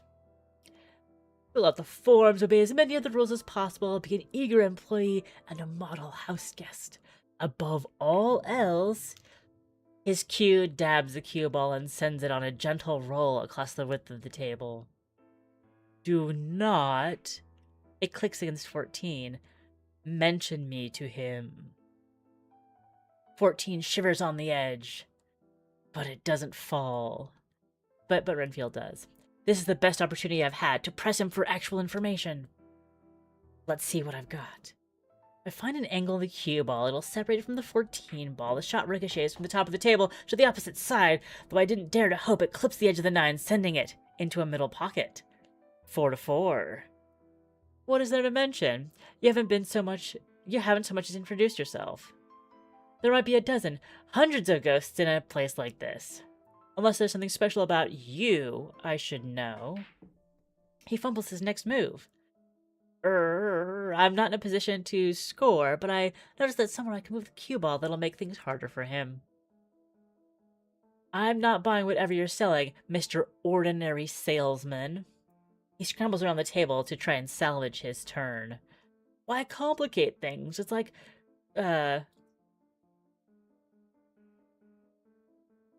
think of it like cruising. The mystery is a crucial part of the appeal. I can be another nameless man in a bathroom. Safety and anonymity. What? You think I've ever been able to go cruising? Our pace increases. Anonymity can also help keep the past a secret. Name suppression laws, for instance, to prevent the public from prying into criminal history. The turns come hard and fast. So what's your name? I don't know. Call me Vlad. 2 of them under one roof, not likely. This is Romania. The average household has at least 4. What's your real name? What have you been using? Ghost. Ghost is fine. I am one of a kind. Why? He slams a ball from the top left to the bottom right. Oh, demanding! I launch the ball off the surface and into the air for the briefest moment, until it lands in a pocket. Answer the question. We are both at 7 points. He hits the cue ball into the middle of the table. They're both at 7 points. Doesn't that mean that only the 8-ball is left? The 8-ball is in line with the pocket, except reaching it will be a stretch. The ghost leans on the edge where I need to stand, an evil smile on his perfect face. Make me. Press him. Fine. We can play it like that. I shove his shoulders and topple him backward onto the felt. Those early intentions set the expectation he'd be solid. I didn't realize he'd move and feel like a regular body. A corpse, cold body. For a moment after we land, I want to panic and apologize. Then I realize his smile has widened and his eyes are eagerly shining. Well, are you going to take the shot? Dot, dot, dot. It's so tempting to just stop right here. Because there's another demo to play and I've already been here 2 hours. I'm having so much fun with this game. I'm not impressed.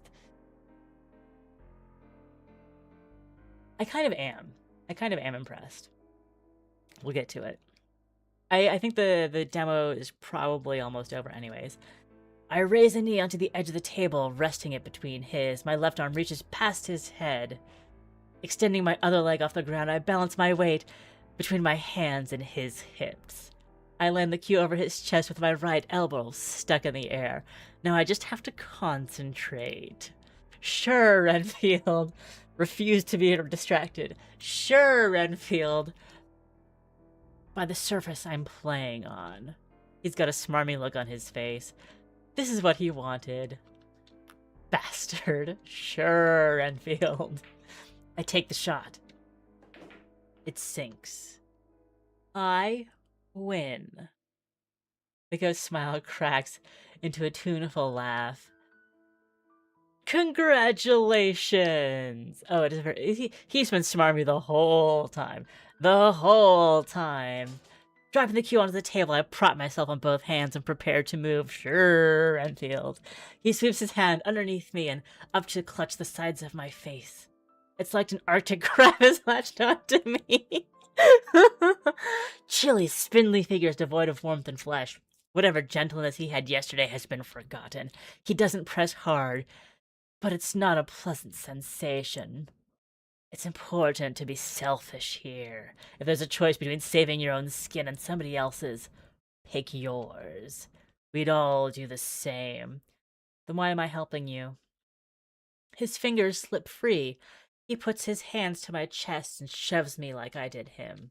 I stumble back off the table onto my feet. He sits up straight, using only his core strength. Such core strength. Easy for someone who doesn't have to work out. Landing on his toes, he prowls along the floor. Because I'm your only hope. Fear flickers across his face at the prospect. Since I won, this is my moment. I level my cue at him like a judgmental pointer finger. Who are you? Why doesn't Dracula want us talking? What kind of help is on offer here? Draping a hand over his features, he sighs. I tried to take something of his. He took everything from me in return. Without my missing pieces, I can never rest. But if a certain handsome someone could reassemble them, he'd gain a powerful ally. Not just an ordinary salesman. An extraordinarily talented salesman. Modest, too. Perish the thought. Do we have a deal, then? Body parts in exchange for phenomenal hauntological power? If Dracula is planning to kill me, it doesn't hurt to have a counter strategy. Sure. What else am I going to do around here? Work myself to death? I retract the cue and offer him a hand to shake. Ah ha ha ha. He raises a finger to his lips. Actions speak louder than words. Your prize is over there. Using his cue, he indicates the pocket that the cue ball at 8-ball went into. As for our next date, how about Enklang music? Figurative. Anyway, I'm not a big Mozart fan. So your fingers are in the music room. Find us a piano and a decent tune to play. Let's try a duet. You speak German, yeah? Yeah. There's a particular piece I like. Off and Cracker. Hat mich mein Weg geatmet. His voice resonates as though this mess of old carpets and leisure furniture is a proper concert hall. You can figure it out. I most certainly cannot. I'll try. With that, our night is over. I clear the table, store the cues, flee the scene. Lingering too long in Dracula's personal lounge would be terribly foolish. Isn't the whole castle his? I'm my own man. So are you. Every light fixture in the room ignites like a star, a blinding, searing, all-consuming flare. When it dims, he's gone. I circle around the table to the pocket he indicated. Nothing inside but the mysterious cue ball and 8-ball. Now each has a fine crack on its exterior like a boiled egg. Not the testicles! I dig my nails in, try to pull them further, but the resin is too thick to pry apart. Below the surface, though, there's a different substance. A pale, lightweight, mushy substance. Just what are they made out of? I do some legal work for a while to make sure I don't fall behind. Midway through the evening, my dinner is delivered by Miss Popskew. Moussaka with additional vegetables on the side. It's perfect, moist yet firm. Later, the plate is exchanged for a chamomile tea and a shockingly dry square of millefeuille. I pick them as I go, carefully keeping the vessels across the table from the contracts. The real challenge is making sure I don't drink the inkwell instead of the tea. An open-topped inkwell? Really?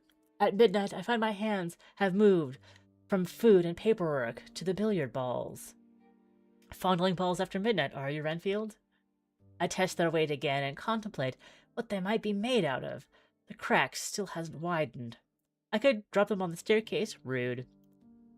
There are what, 50 or more steps? Anything that falls down, a whole flight should break. That's not physics, Renfield. It doesn't sound like Dracula's party is anywhere near this part of the castle. I'm not likely to get caught. Oh, why not? Because physics, Renfield. Let's try the staircase. With both balls on the top stair, I peer into the darkness below. Despite assurances, the moonlight doesn't illuminate the steps well at all. Taking a deep breath, I calm myself and push them over the edge. They roll easily and loudly down the steps in view and rebound from a wall around the corner. I can hear them descending the spiral.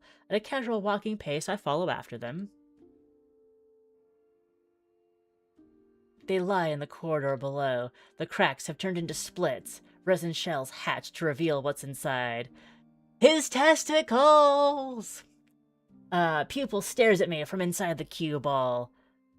That would mean it's a pair of eyes. Are these giant eyeballs or really tiny billiard balls? Protect them from any damage. I close the shells back around them and before putting them in my pockets. Out of sight, because you can't see when the shells are closed around them. But not out of mind. It makes my skin crawl to think of what's been done to him. Over and over asking, why? Why? Why? How does this benefit anyone?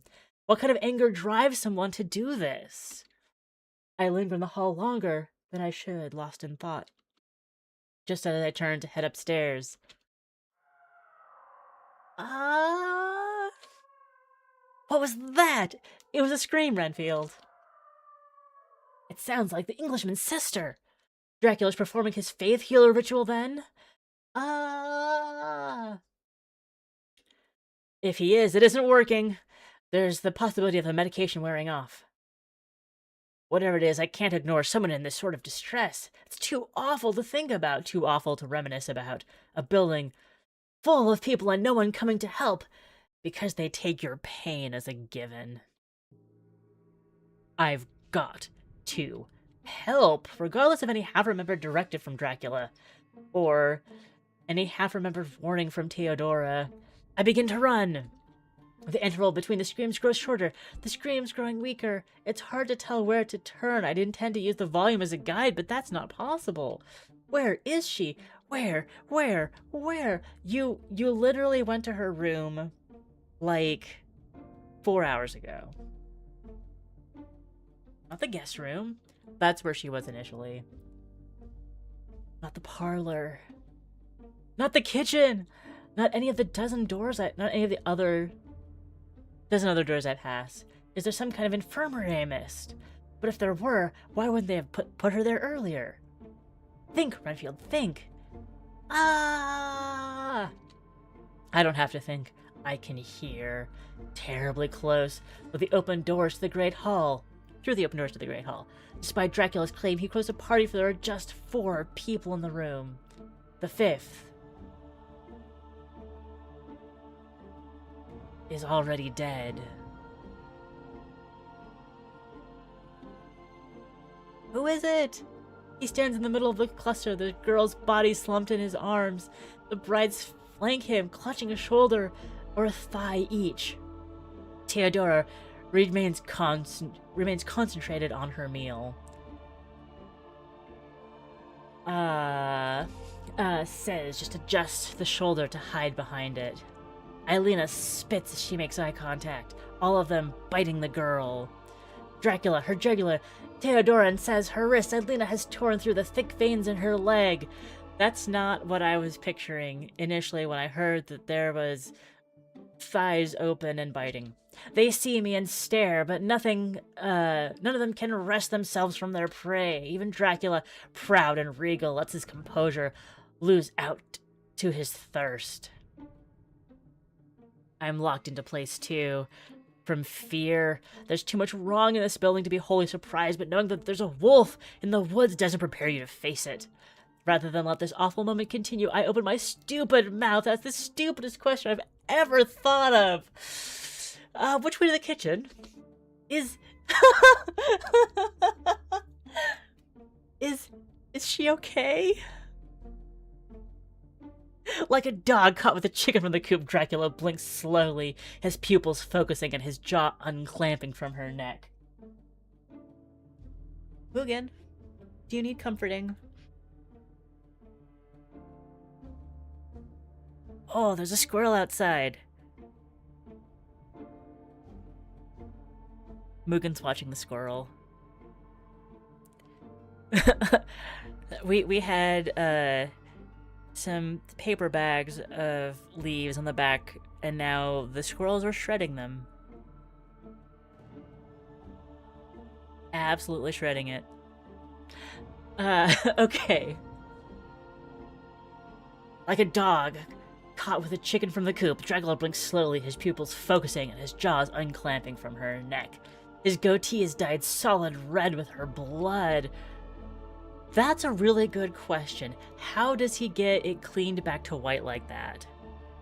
I've known that like there have been critters using it for bedding for the past couple months. It's like I'm actually like, here, I don't mind that you're getting some dry leaves and twigs and stuff. I saw a possum on the back porch last night too. That was cool, but Mugen missed it. There's a moment of wordless trembling before his mouth is able to form words. Renfield, pet, no, she's dead. Then I find a way to make it worse. Well, why? Because this house has needs. The master must provide. Releasing his grip on her torso, he drops her to the bride's arms, where they're able to bite and gnaw even more ferociously. Compared to them, his animalism is restrained. They have focus and shame and spite, but nothing else. No instinct to stop before their well runs dry. He realizes he won't have my attention while the body and the bride are in view. Rather than step around to make them he dissipates into pitch black smokes and surges through the group, coalescing in front of me. For a moment, after he reforms, his eyes have that awful, hollow look again. His features are contorted. He extends a hand to me. Not to worry. Your fate will be different. He reaches for me. Finally, my body agrees to move. I slap his hand away and get blood all over mine. Don't touch me! His lip curls with disappointment and disdain. The girl was ill anyways. More morphine than blood. It's a wonder there was even enough to feed the family. Glancing back over his shoulder, my gaze... You can't drink morphine, can you? My gaze following his. Well, I guess you can ingest it. He notices the bride's entrenched in her arteries. We both wince. Perhaps not enough. Of course, we would have preferred her brother. Her brother! What did you do to him? I stumble back. Nothing, calm down. Where is he? Roger, I wish I knew. I'm talking about the vial of clear liquid that was given to the girl earlier in the day. He's out there. He's out there. Somewhere. If I could find him. Together, we could escape. Or I could escape by myself. But the ghost! Shuffling and staggering, pace uneven. Steps unequal, I retreat to the doors and pound my head on the wood, desperate to find the handles. What are you doing? You've got blood on you. Stay back. At last. They open. Yeah, but like there are like I think there's also pill forms of morphine, so like why not tinctures? I tumble halfway through, pivoting as I go, barely catch myself before I hit the marble floor of the foyer. The momentum carries me into a sprint. Wait, we can play another round of billiards and I can explain! Careening across the foyer towards the exit, I'm suddenly obstructed by Miss Popskew. Locked. I swerve before she can catch me. That way's out. Get on the other side of the outer wall, jump. The castle is connected to the cliffside too. I wonder if there's a tunnel. Dracula is at the threshold of the great hall, stressed but moving steadily, the bride staring, trying to come around behind him. He paces through. Miss Popskew thuds closer, posture low, ready to dive and grab on his cue. Careful where you take that red hand. Rather than signal for Miss Popskew, he shrugs and folds his arms. But it's an opening. Continuing around to the right, I disappear into the ground floor corridors. Find the sky, find a breeze, find a way out.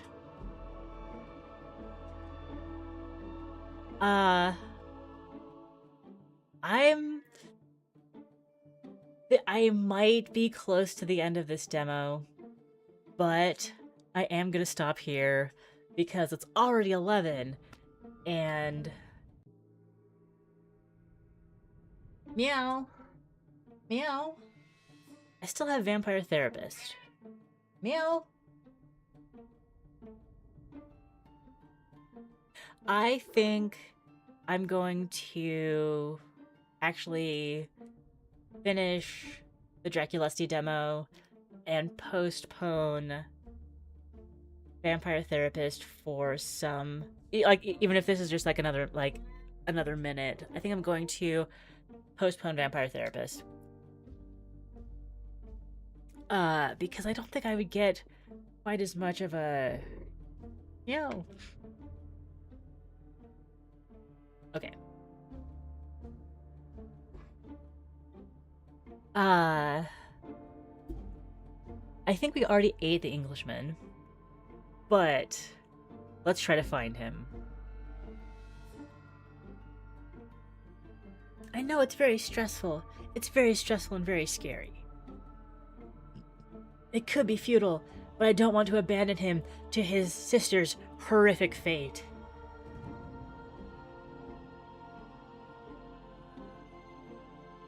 Nobody's seen Englishman in a very long time.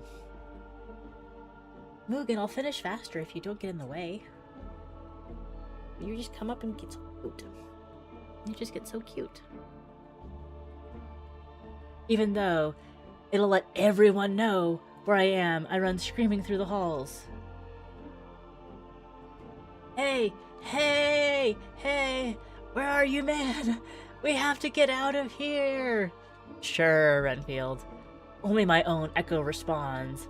Dracula and Miss Popskew's steps thud in the distance. A few corners, repeated calls, hey, hey, hey! Nothing. Not a word. Light fixtures rattle and doors creak as I pass. The motion makes me double take, wondering if I found him, but it's all my own doing. Dodging the people I can hear. I miss every flight of upward stairs. Okay, so he's trying to find a way upstairs because maybe the Englishman is upstairs. Yeah, I am interested in Vampire Therapist, but I'm invested in Drăculești right now. Eventually, I encounter a set that leads below, to the basement. Best of luck to you, man.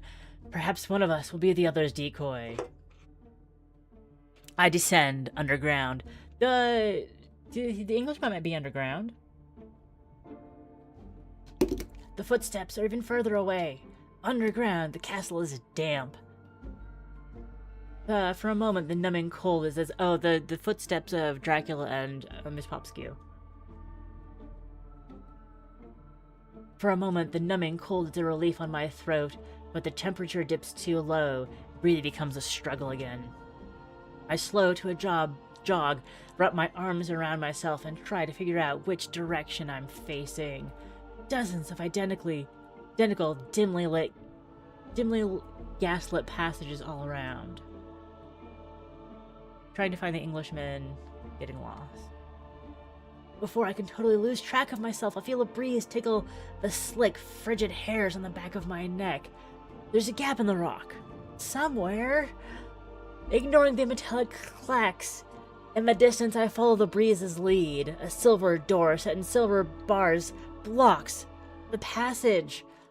There's a keyhole, but when I touch the handle it moves, and I'm able to pass through. Allowing it to close behind me, I'm startled by how loudly it thunks shut. As I glance over my shoulder, I make a terrible discovery. There is neither a keyhole nor a handle on this side. Renfield. I spin fully around and shake the bars. They don't budge. It's a one-way door. Nothing to do but press on. Okay, at least it wasn't an instantly, oh. Chains on the walls. Large cages. More barred doors. This was a well-used dungeon. Further ahead, there's a large chamber.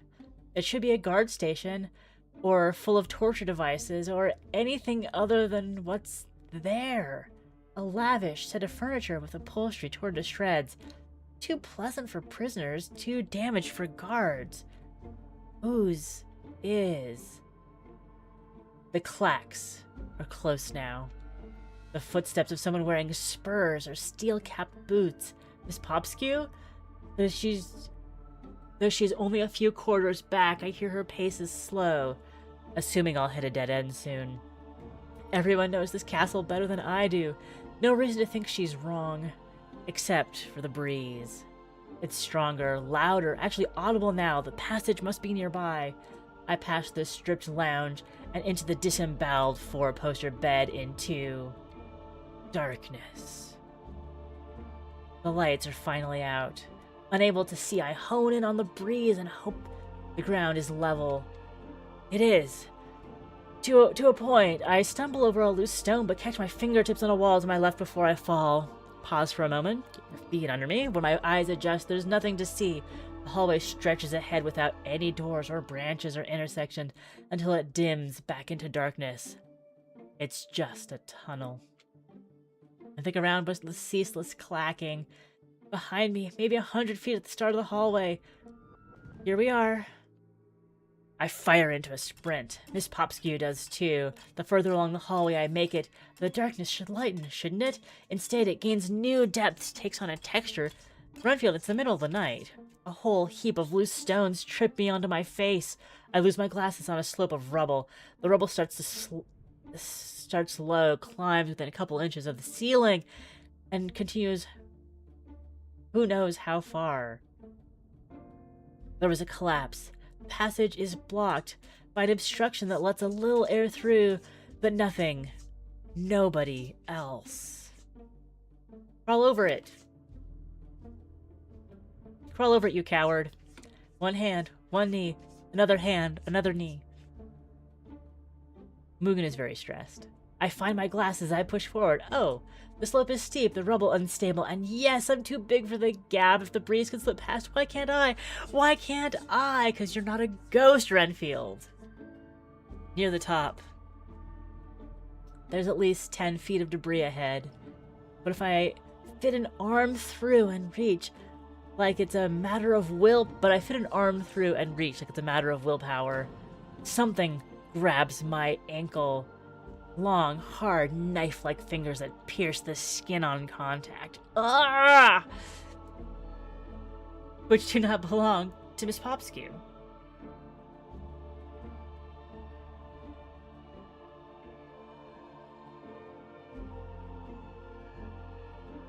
Ghost? A sharp, silvery mass in the dark. Different ghost. Dungeon ghost. Someone's entire cutlery drawer welded into a humanoid sculpture. The thing yanks me back beneath it. Roils kneading my thighs, gouging my suit until it straddles my waist. More straddling. With its metal fist punched into my shoulders. I writhe, listening to either side like a boat in case I can tip it off. Too heavy for that. An anchor stowed midship. It keeps us in our places. It knows I can't move. It leans in close. Ooh. Here, where I can smell its iron breath, I see there's a person beneath this jagged armor. The helmet obscures their face. If it were brighter here, I could peer in, but without any light, there's nothing but metal and rage. A prisoner of the castle, a man in an iron mask, some poor soul abandoned by Dracula. They open their fists and flatten their hands along my neckline. Their claws prick through my jacket collar. Those aren't what hold me down. Through tiny perforations in the leather palms of their gauntlets, thin strands of flesh poke out like roots to the base of a flower pot. Ew. Ew. The flesh is mobile, wriggling and surging, vining across my chest. One gauntlet worms from my chest to my wrist. The flesh extends around it, forming into a bracelet. Gross! Gross! The gauntlet flattening into the place behind it. Stunned by what I've just seen, I forget to fight back. Mugen has had enough. The thing raises my hand to the grill of their helmet. Beneath the grill, I see the slightest, unnatural motion, the formless flesh of their face reaching towards the bars, but shying from contact with the glistening silver. Ew. Instead, a mass of tendrils venture out, sizzling as they slip between the gaps to sample the dead girl's dried blood. How did you get the dead girl's dried blood on you? Just need to... Whatever this thing is. Again. They are no mere victim.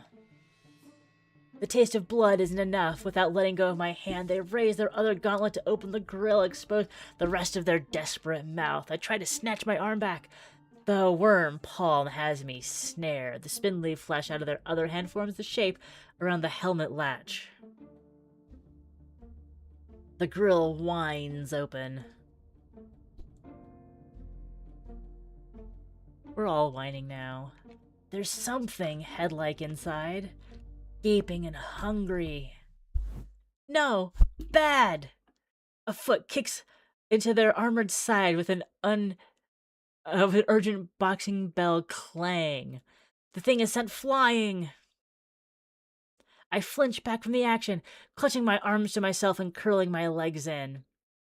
They clatter against the wall like an upended dish rack. Stunned. So, like, we go from the utter body horror of like flesh worms coming out of gauntlets, and then they clatter against the wall like an upended dish rack, stunned. Like pivoting back to humor like that, it breaks the tension. Squinting through the darkness, I try to catch a glimpse of my savior. It's Miss Popskew, I'm guessing. What do they say about the devil you know? Not, not you. Oh, Smoke. Oh, interesting. I'd say something like, your knight in shining armor is here. The new flesh thing heaves onto their feet. The old smoke creature kicks it back into the corner. But I guess that's the guy. Yeah, that's that guy. Come on, let's not stick around. You tried to kill... Everyone's lining up to shoot their shot. I was just at the front of the queue. I shuffle backwards to put some distance between us. Almost reverse into the flesh thing.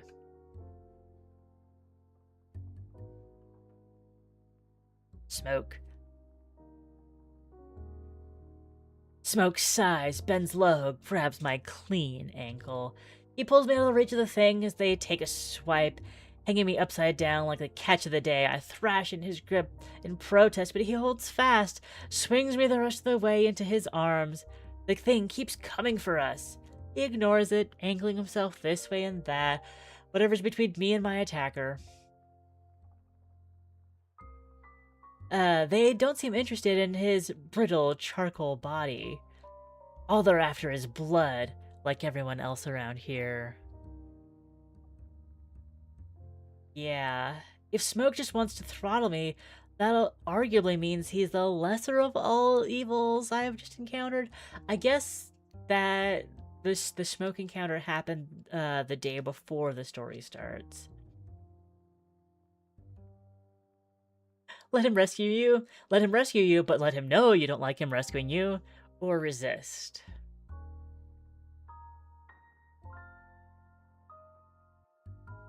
I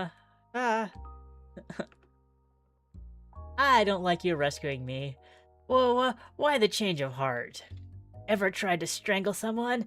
It's actually pretty hard, takes a while. I had second thoughts. For every scratch the thing puts on him, fire bursts from a wound, sealing it and replenishing the charcoal in mere moments. I still don't trust you.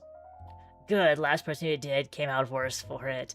Enemy of my enemy, that is all. Anything else is risky business. Realizing the futility of their actions, smart enough at least to realize the futility, the thing slows and stops halfway along the corridor. Watch out, its bark is worse than its bite. How could that possibly be true? Behind us, there's a rattled click of armor plates jittering through an unseen motion. You'll be safe, but I can't guarantee you won't be sore. Smoke crushes me to his chest, using his bulk to provide extra protection. On cue, the thing lets out a brain-piercing shriek. My mind breaks. Again, the basement disappears. Nothing but darkness remains. Then the stars come out, bursting outwards from the center of my vision until they form an unimaginably thick canopy overhead. Endless, endless, endless stars. Until I look around to discover obstructions left, right, above, below. My field of vision bounded by great black trees. A whisper of an unfamiliar voice says, Boldu Krestka. Crossroads in the middle of the forest clearing.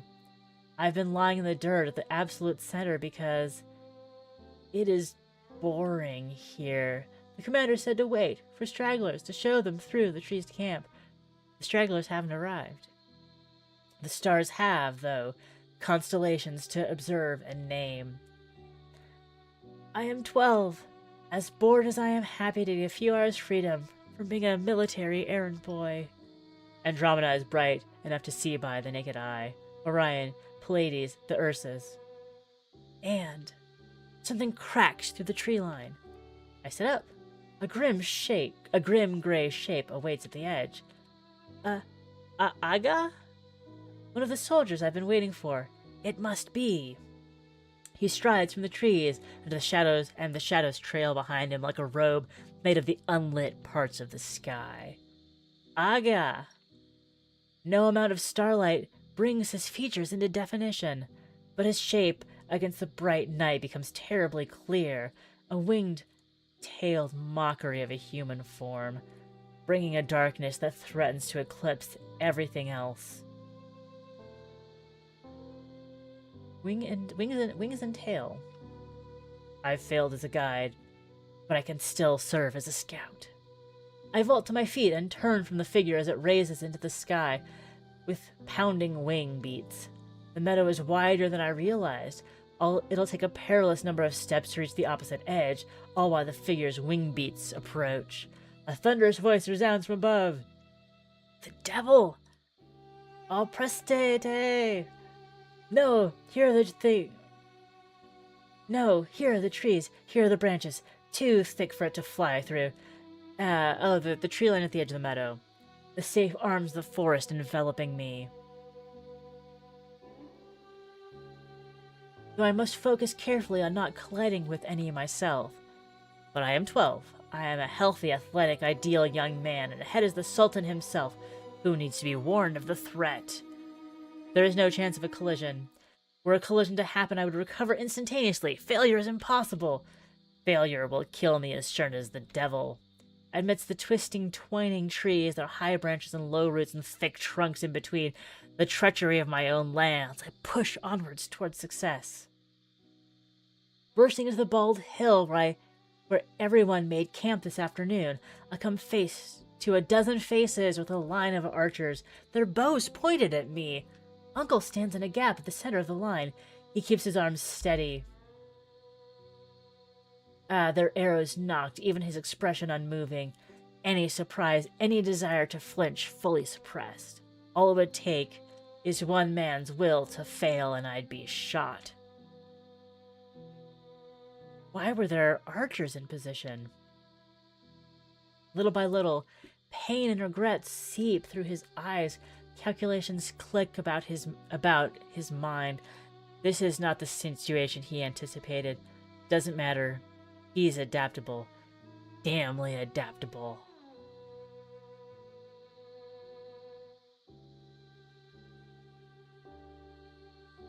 Brayard yell!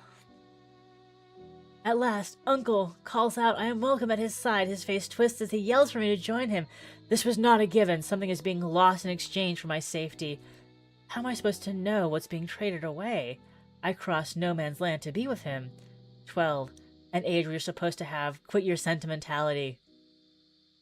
The first childish garment everyone is meant to outgrow.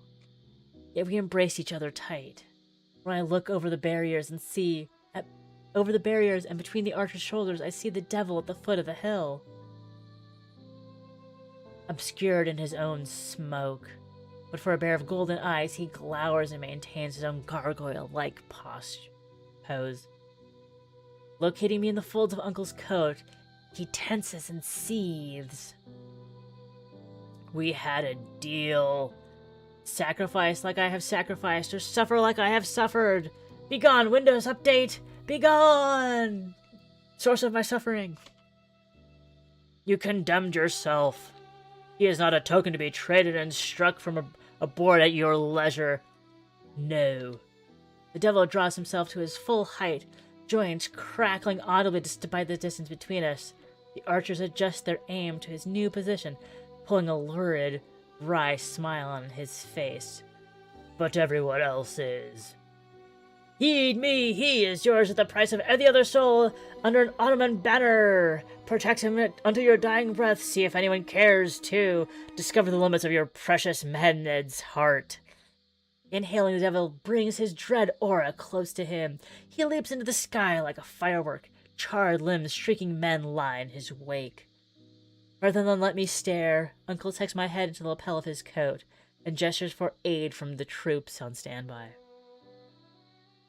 We withdraw towards his tent. I am ashen from what I did see.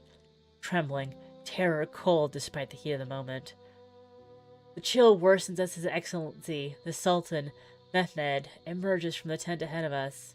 Yes, there is a look to make one's blood freeze in its vessels. Love, what has happened? Why is he still here? What? What? February 17th, 1931. Jolting upright, someone's palm intercepts me, pushes me back into the care of my bed.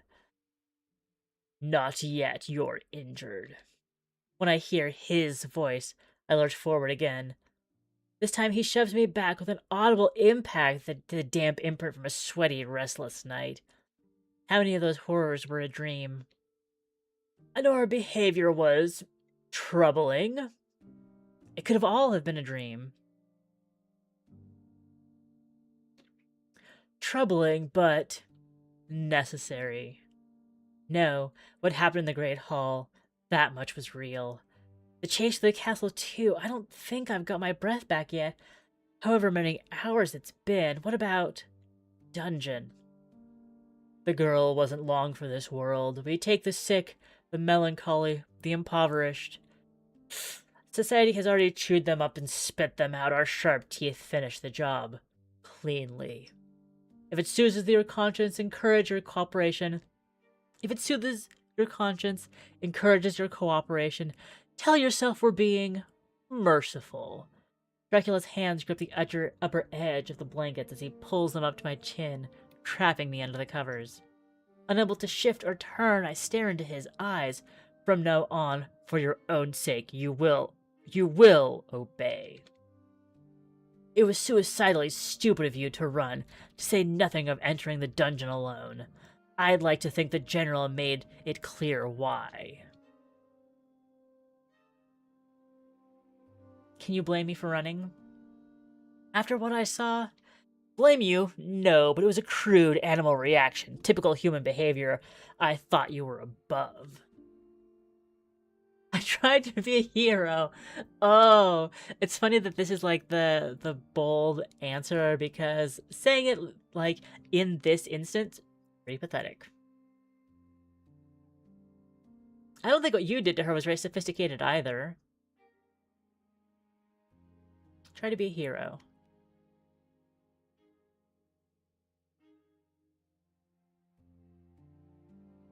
I don't think what you did to her was very sophisticated either.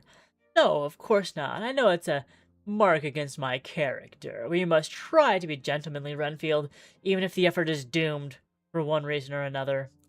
With a scoff, he leans back into his seat. All that said, you're lucky Cesara was there to help this time.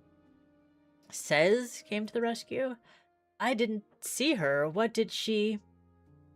That's interesting. She claimed you'd spoken.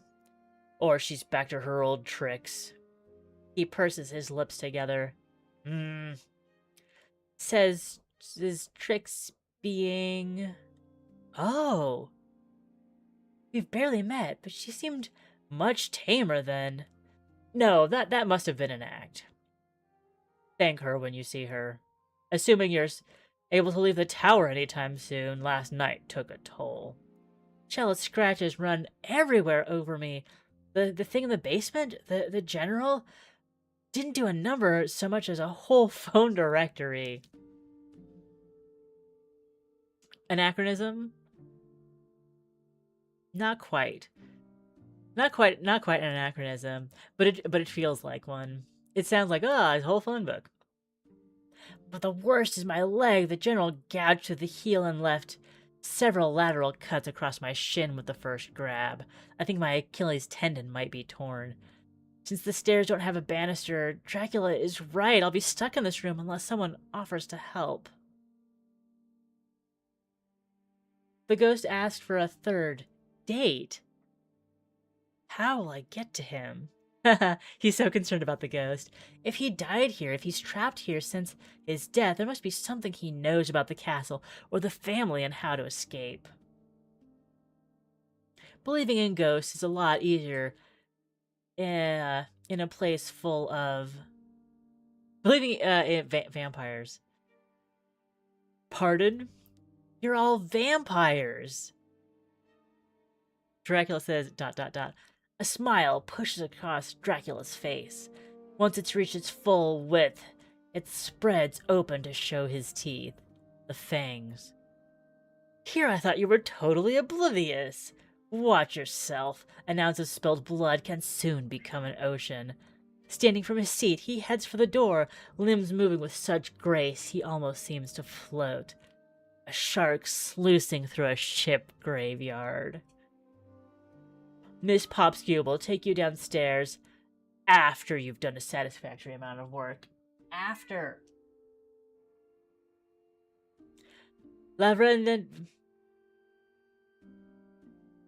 Lavradere, Renfield. He's gone. There's nothing to be done but follow his orders.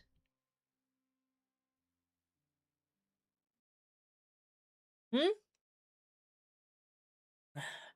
They're supposed to be done at 11. Miss Popskew visited repeatedly over the course of the evening to clean and dress my wound, bring light refreshments, empty the new chamber pot, and with a solemn expression, check what I've written. How much English she knows. However much English she has, I know she doesn't speak legalese. Nobody speaks legalese, they only write it.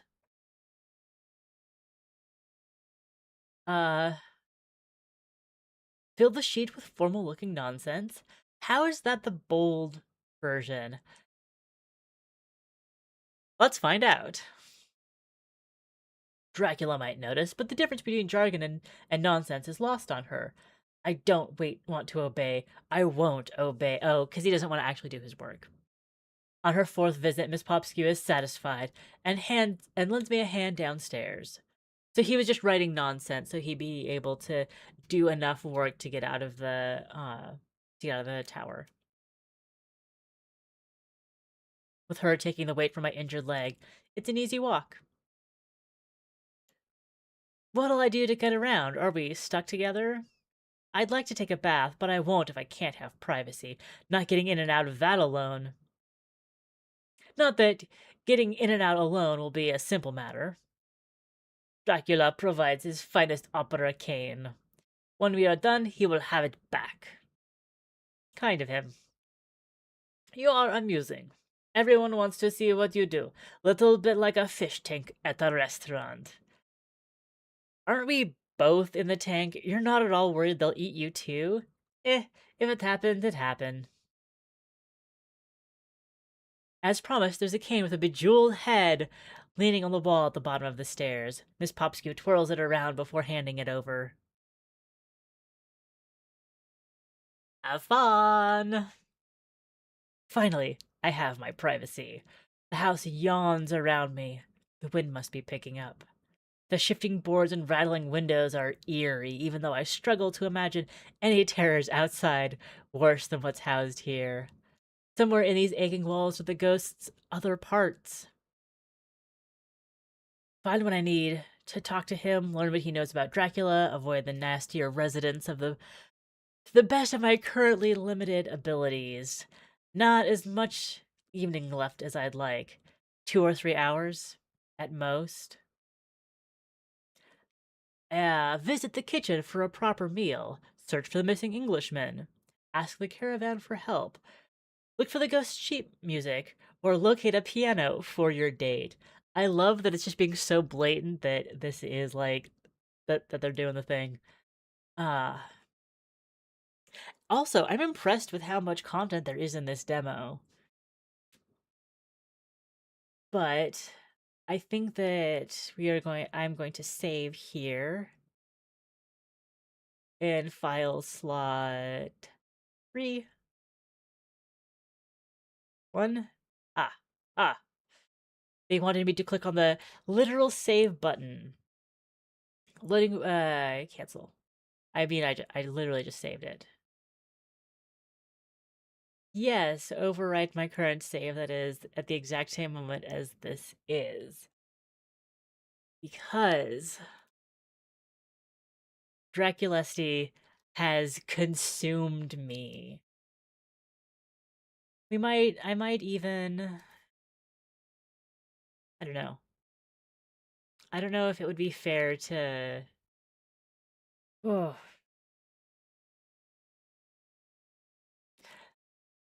This was so much fun.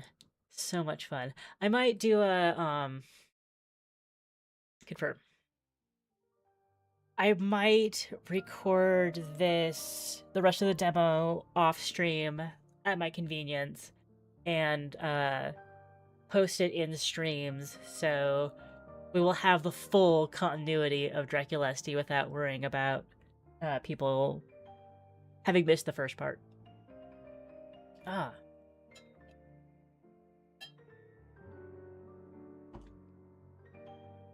This was so much more fun and funnier, probably both intentionally and unintentionally, than I expected. And I pat myself on the back for having been for noticing it a long time ago and returning to it today, because Drăculești was a lot of fun. A lot less. It leans even more heavily into visual novel than. Yeah, it was a lot of reading. That was basically 2 hours and 45 minutes of straight reading aloud. But I think I did okay. I think I did okay. I get tripped up with foreign words and proper nouns sometimes because dyslexia sucks, and also I don't know German. Excuse me. But yeah, this is definitely one to keep an eye on. It will be on my wish list, and the rest of the demo will be posted on my channel at some point in the near future. We'll have a makeup for Vampire Therapist, probably on an upcoming Monday. Yeah, this one, there was an indication on Steam that it might have voice acting, and it's nice to know that Vampire Therapist definitely is, because it'll be a little bit of a break. But yeah, that might give us the opportunity to play Incredible Dracula Chasing Love after Vampire Therapist on a future Monster Monday. So there's that to look forward to. Tomorrow, no stream tomorrow. Friday Kevin and I will do a makeup stream for Path of Exile 2, which will seem kind of gruesome, even though it's not really. I mean, we slay monsters. We're there, but there are monsters to be slain. That will be 2 or 3 on Friday, and then we will see what happens next week for streams. Thank you so much for watching, Amy. I appreciate you coming by and hanging out and chiming in from time to time. It's really lovely. And with that, I have to say goodbye. Have a lovely Wednesday. Have a Vampire Wednesday wherever you are. And I will see you all later.